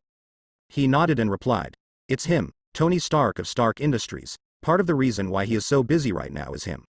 He continued to explain, "I have been missing for a while, and I don't know how long it is. The information I received at the time said that he was going to the Middle East to test new weapons, but he was attacked on the way, and no one has been found so far." "No. Then why are there still his latest reports in these magazines?" Peter found several fashion magazines on the desktop, pointing to the cover and questioning. These magazines are actually smoke bombs specially released by the Stark Group to cover up this fact, so as to prevent the company's stock price from falling to the limit, and to avoid worse things from happening. Under Harry's analysis and explanation, Peter gradually got a general idea of the whole incident, and at the same time understood Harry's resentment just now. The reason why Stark Industries weapon preparation is able to take the lead in the industry and always has a place in the military's orders is because they have a genius-level leader. The disappearance of Tony Stark made all the companies in the industry ecstatic, and also made many capital predators see opportunities. They all started to get ready to leave at any time, and they had drawn up thousands of action plans, just to tear off pieces of fat from this giant at the critical moment. As for why this explosive information was not widely circulated, on the one hand, it was because the top management of Stark Industries made timely defensive countermeasures, released fake news to the outside world, and created all kinds of lace news to attract the attention of the public, thus delaying the exposure time. On the other hand, all the informed forces cooperated tacitly to block all the information, and the Osborn Group was also one of them. After all, in the end, if the result remains unchanged, it will be an incomparably huge feast, and there is no need for extra forces to participate in dividing the cake. This is a battle related to the division of interests in the future, and everyone is working overtime, waiting for a specific news to come. After saying this, Harry gritted his teeth and had a hint of admiration on his face. He couldn't always maintain a calm mood when dealing with this extremely dazzling genius. However, Peter's thinking is unusually novel.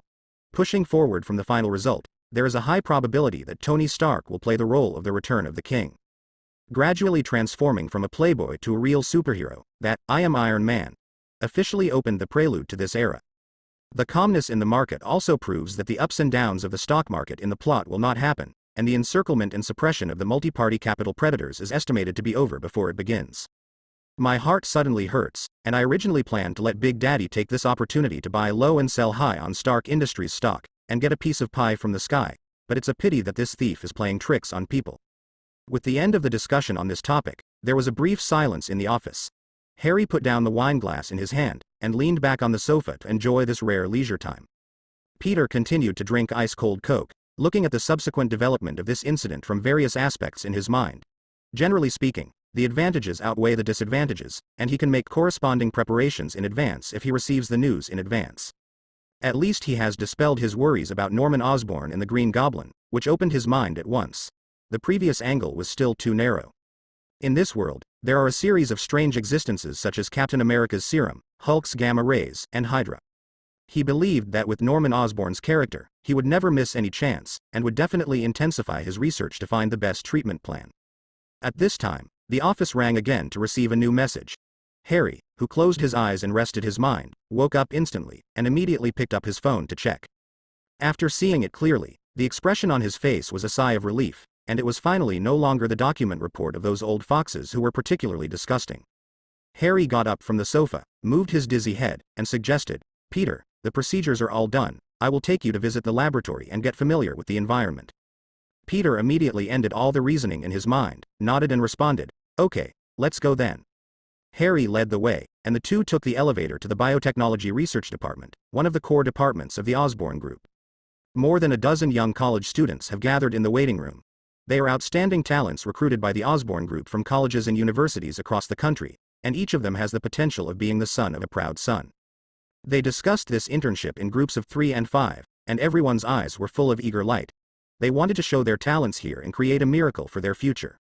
Because this is the Osborn Group, a world-class company, and its core business, biotechnology is the most top-notch in the world. Such a sentence can be used to describe its position in the industry. If the Osborn Group calls itself number 2, no organization dares to call itself number 1. When Harry talked about this part of the achievements, he was also very proud. This is the result of the hard work of his ancestors for generations. In the future, he will definitely provoke this leader and help the Osborn Group to create new glories. Ladies and gentlemen, welcome to the Osborn Group to participate in this internship program. Next, let me explain a few issues. A pleasant voice attracted everyone's attention, including Peter and the two who were chatting, and they all looked in the direction of the voice. It was their classmate Gwen Stacy, who was standing on the podium in the center, picking up the microphone to introduce the internship arrangement and various precautions of the Osborn Group. From Peter's point of view, today's Gwen Stacy gives people the first impression that she is extraordinary and more eye-catching.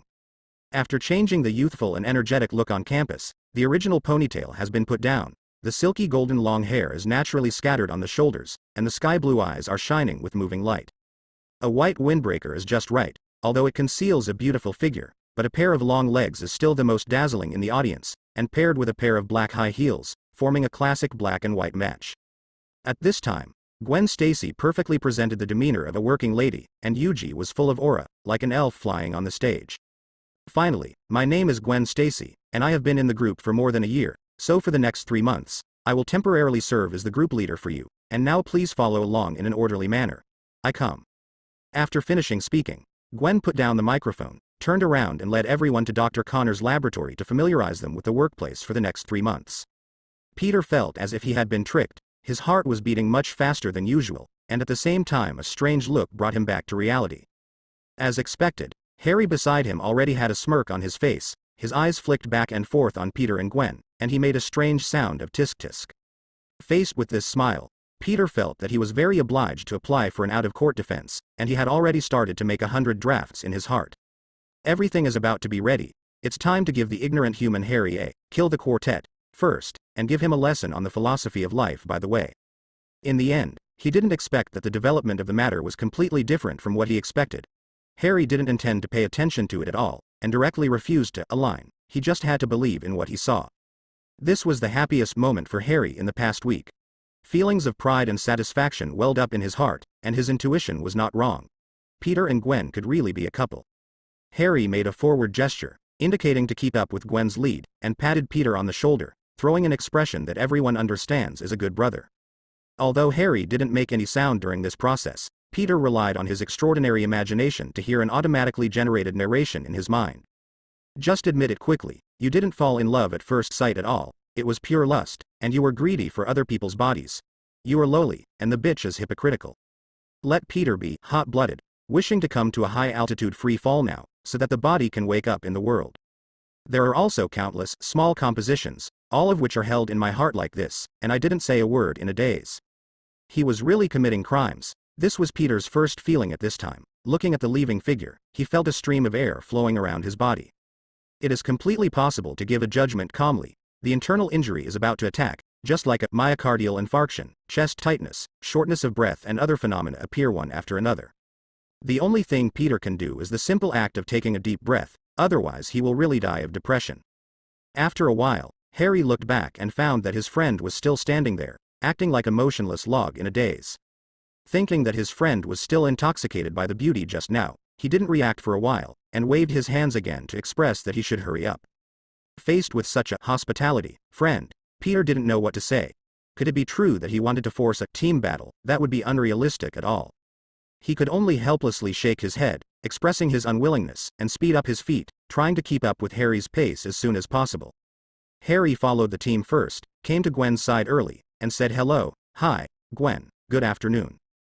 Gwen was surprised by the appearance of this voice. After all, in the morning chat, Harry's face was full of haste and exhaustion. Turning around, he asked, Harry, why are you free to come to the laboratory?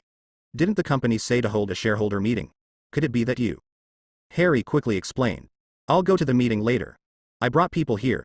This time, Dr. Connors recruited new interns, and Peter also signed up.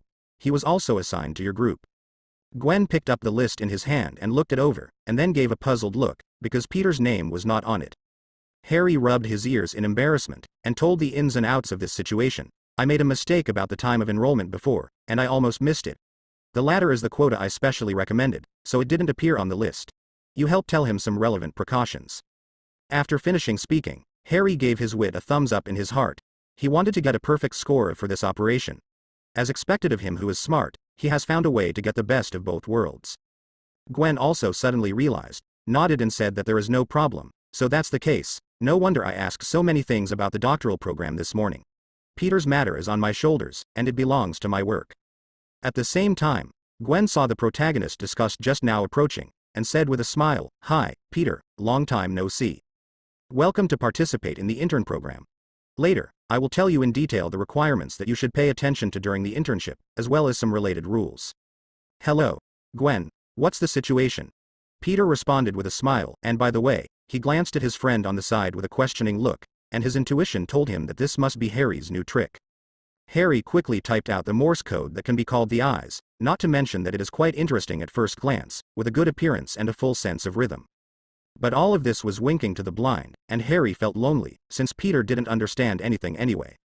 But Peter understands a principle of life, to wait for the development of things before everything is decided, and took up the topic with the opportunity, and said, Okay, please, Gwen. Naturally, Gwen didn't see the eye contact between the two buddies, or else she really suspected that they were playing with her.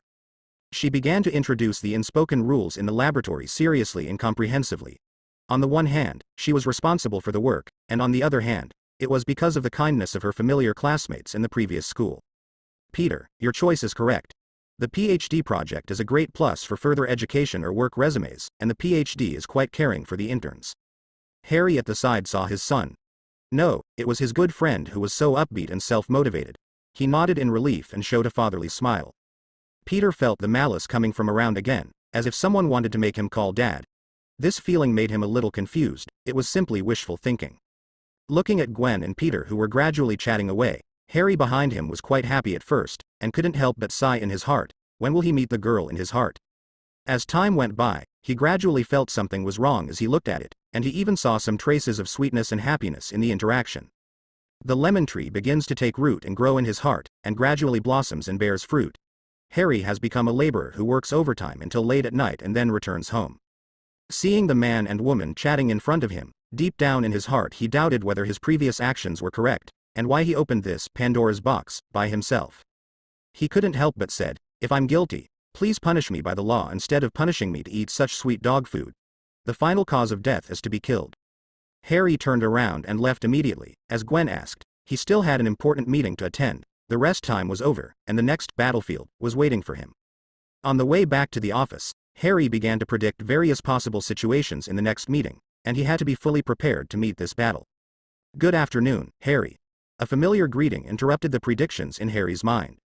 Hearing the sound, Harry looked up, and a well-dressed white man was greeting him. His thinking brain began to function with some hesitation.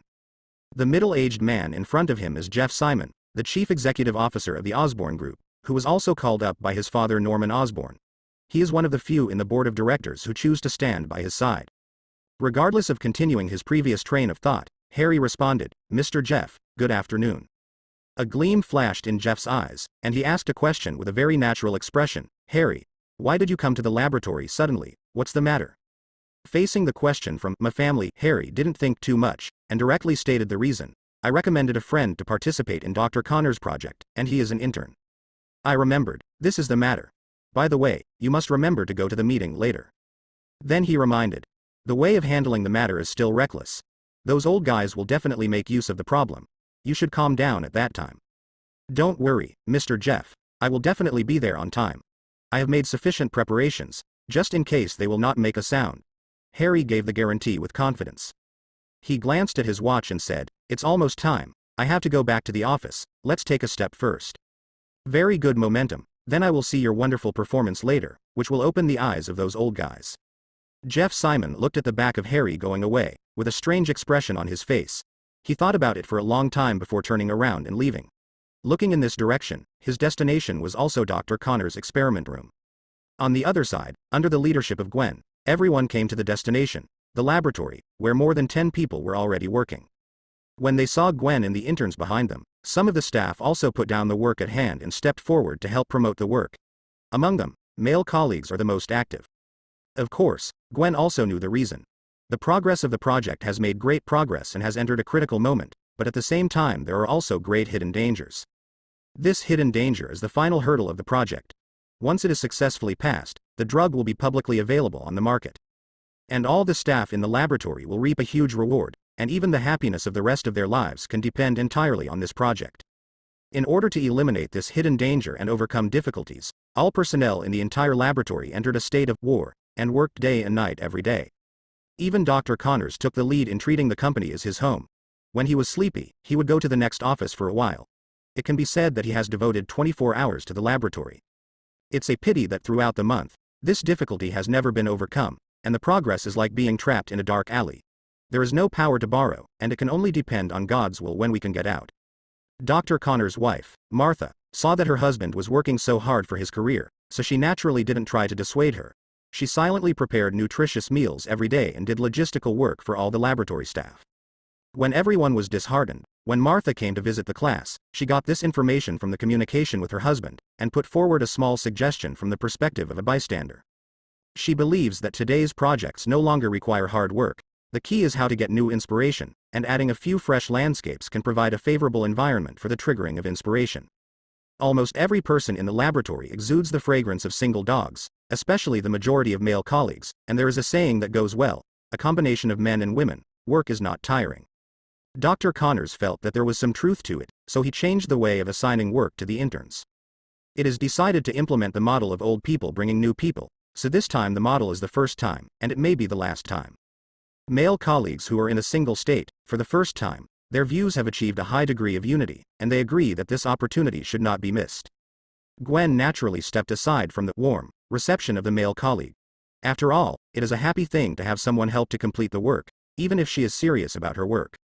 After entering the laboratory, first of all, you will see all kinds of equipment in sight. After stepping through the gate, the whole painting style suddenly changes, full of black technology style, as if you have entered another world. What attracted Peter's attention the most was the 3 holographic projection devices placed in the center, which directly project documents, videos and other materials into the air without extra accessories. For this holographic projection device, Peter has heard its legend before, and it is said to be the ultimate dream of all game lovers. Out of curiosity about new things, Peter clicked on the internet to search. When he saw the number just after checking, he decisively closed the query page, and there was no need to read it anymore. Anyway, it is estimated that I will never buy it in my life. The price-performance ratio is too low. If I want to continue to understand its powerful functions, I will only drool in a daze. As for owning it, it is the impossible of the impossible. It is purely an item that disturbs the mind.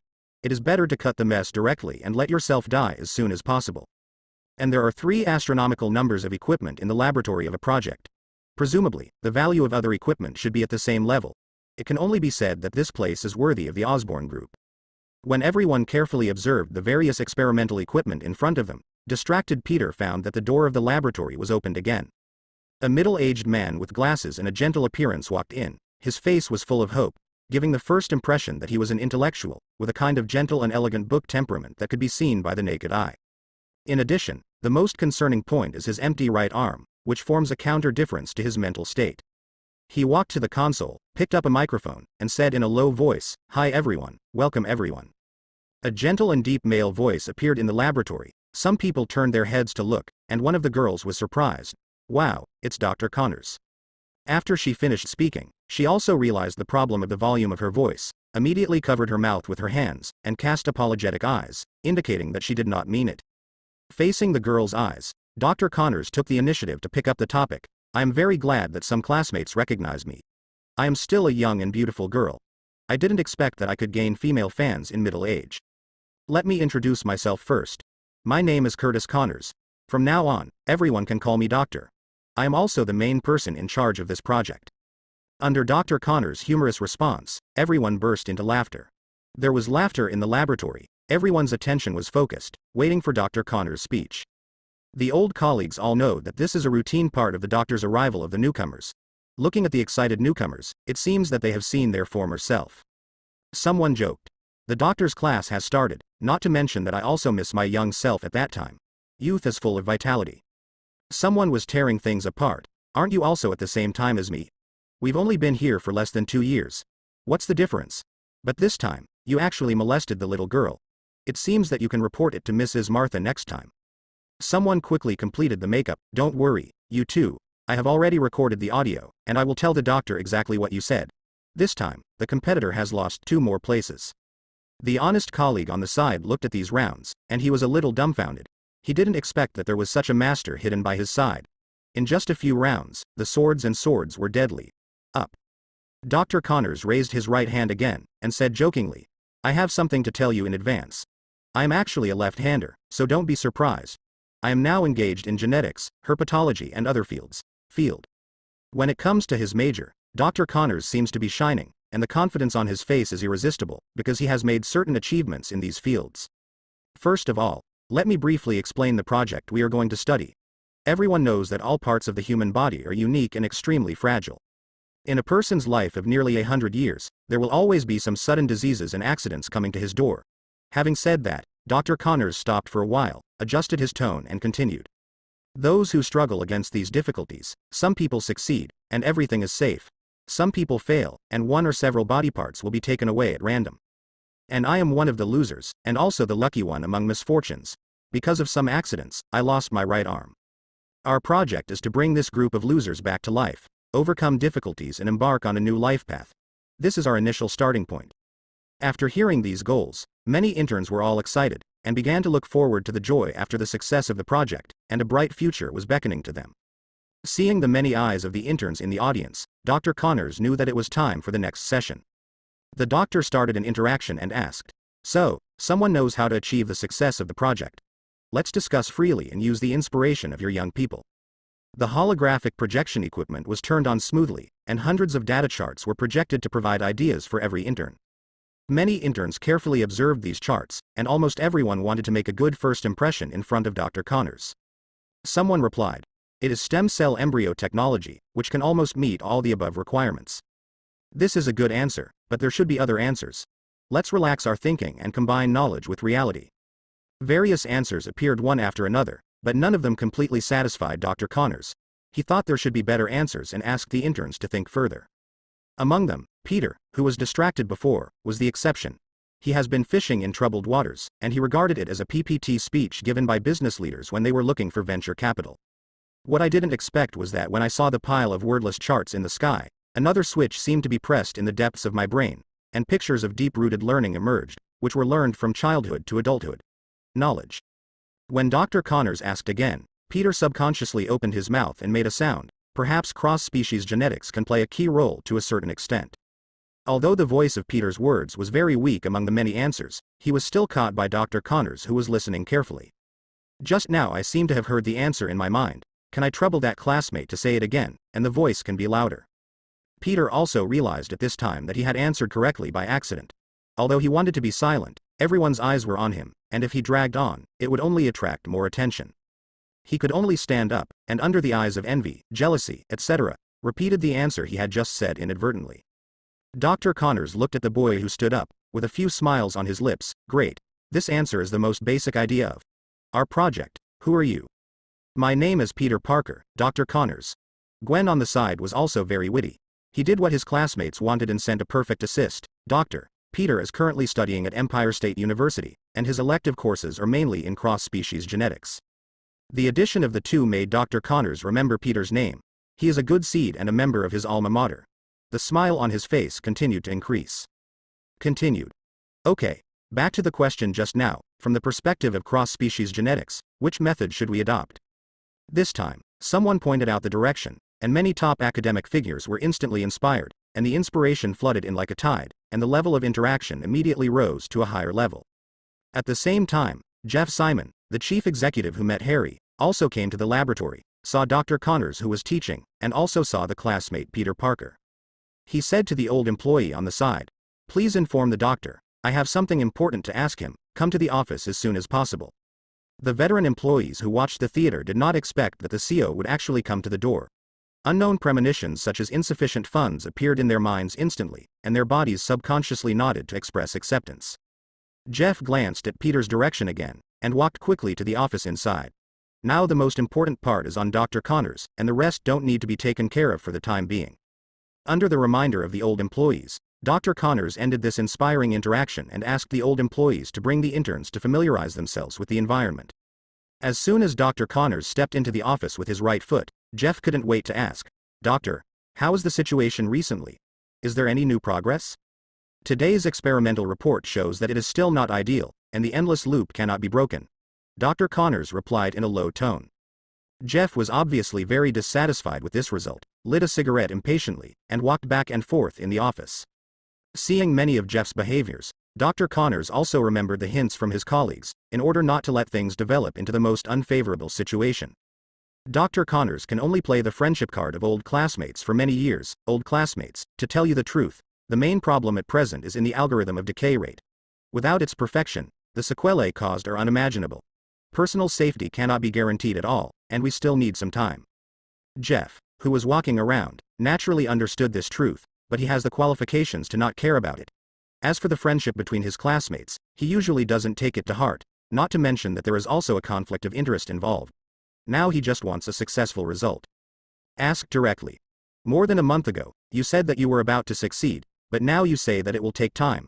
Are you playing people like fools? Of course, Dr. Connors knew that Jeff was just pretending to be stupid, but for the budget, the dream in his heart, and the desire for the future, he could only cooperate. Don't worry, we will find a solution soon. Seeing his old classmate being so submissive, Jeff felt secretly refreshed, but he also knew that this speed was just right, and he couldn't continue to stimulate him, otherwise something would happen. Now that the big sticks have been dropped, a piece of candy as compensation is naturally indispensable. Jeff has already mastered the art of balance. He adjusted his tone in an instant, and said gently, "Doctor, don't blame me for speaking harshly. The chairman's coming is another result. Of course, there will be no less investment. As long as there is good information, the budget will also increase. You take advantage of this opportunity." Jeff turned around and looked at the experimental hall outside the window through the glass of the office. The expression on his face gradually became weird. It took a long time to remind him again. By the way, there is one more thing. Harry recommended an intern today, and this project is not convenient for Harry to know the inside story. Dr. Connors hadn't finished digesting the candy he handed over, and when he received this request again, he quickly asked, "Who is it, and how should I arrange my work?" "The name is Peter Parker. You don't need to refuse, just let him stay in your group and don't let him get in touch too much." After speaking, Jeff didn't make any more noise. After a while, he turned around and left the laboratory quietly, without provoking Dr. Connors, leaving enough time and space for him to think to his heart's content. Dr. Connors shook his head helplessly, in order to alleviate the confusion and anxiety in his heart, the sudden CO, and the news about Harry Osborn. Although he has been living in the laboratory recently to break through the last difficulty, he is not completely closed off like a caveman and rejects outside information. He also knows that the company's top priority recently is nothing more than the collision between the new forces and the old forces, and the two sides are fighting openly and secretly in various aspects. Looking at the empty sleeve on his right, Dr. Connors knew that he had made a decision in his heart, and everything was for the success of the project. Dr. Connors packed up his mentality, walked out of the office, and began to group people into reasonable groups and assign corresponding tasks. For Peter Parker, he assigned him to the group of Gwen Stacy. Under normal circumstances, Gwen, who has just joined the group for a year, is not yet capable of acting as an old man. It's just that the chief executive Jeff said that he had to take it into consideration. The old and new forces are in a melee, and choosing to stand side by side will only cause more serious consequences. The original plan is to be shelved. As for Peter, as an old senior, Dr. Connors wants to say sorry for wasting these 3 months of precious study time in vain. He decided to give the highest comment in the evaluation 3 months later, which is a small gesture, hoping to make up for this loss. But what Dr. Connors didn't know was that if Peter knew about this arrangement, he would be ecstatic, give the CEO an affectionate hug, and express his heartfelt thanks. To be a salaried salted fish who can receive money without working is the goal he has always dreamed of. He never thought that one day he would realize his dream life in the Osborne group. It's a pity that Peter, who had just been grouped, didn't know this situation. At this time, he was glad to be in a group with his classmate Gwen Stacy. Although the previous knowledge memory appeared in the mind, it still took a certain amount of time to digest and use it. With Gwen in a group, Peter is confident that he can delay hiding his identity as a noob for a week, and even with enough time, he can achieve a perfect cover-up. And Gwen didn't expect that he would bring a newcomer, so he turned around and went to the office to ask Dr. Connors. After some analysis by the doctor, he chose to accept the task. Gwen Stacy, who was in a serious state, went online. Under her demonstration, Peter carefully started the work at hand. The picture of how to operate at the beginning exists in my mind, but my hands just cannot complete the specified actions smoothly. It's as if the brain is saying to the body, I understand, I've learned it. But the hands start to strike, and they go back directly, you didn't learn it, or you can do it. Fortunately, Peter's control over his body has reached the top level. Even if he made a mistake, he would reverse it with his strong reaction ability in the next second, forcing the process to continue, and finally reach the passing line. Time passed quickly.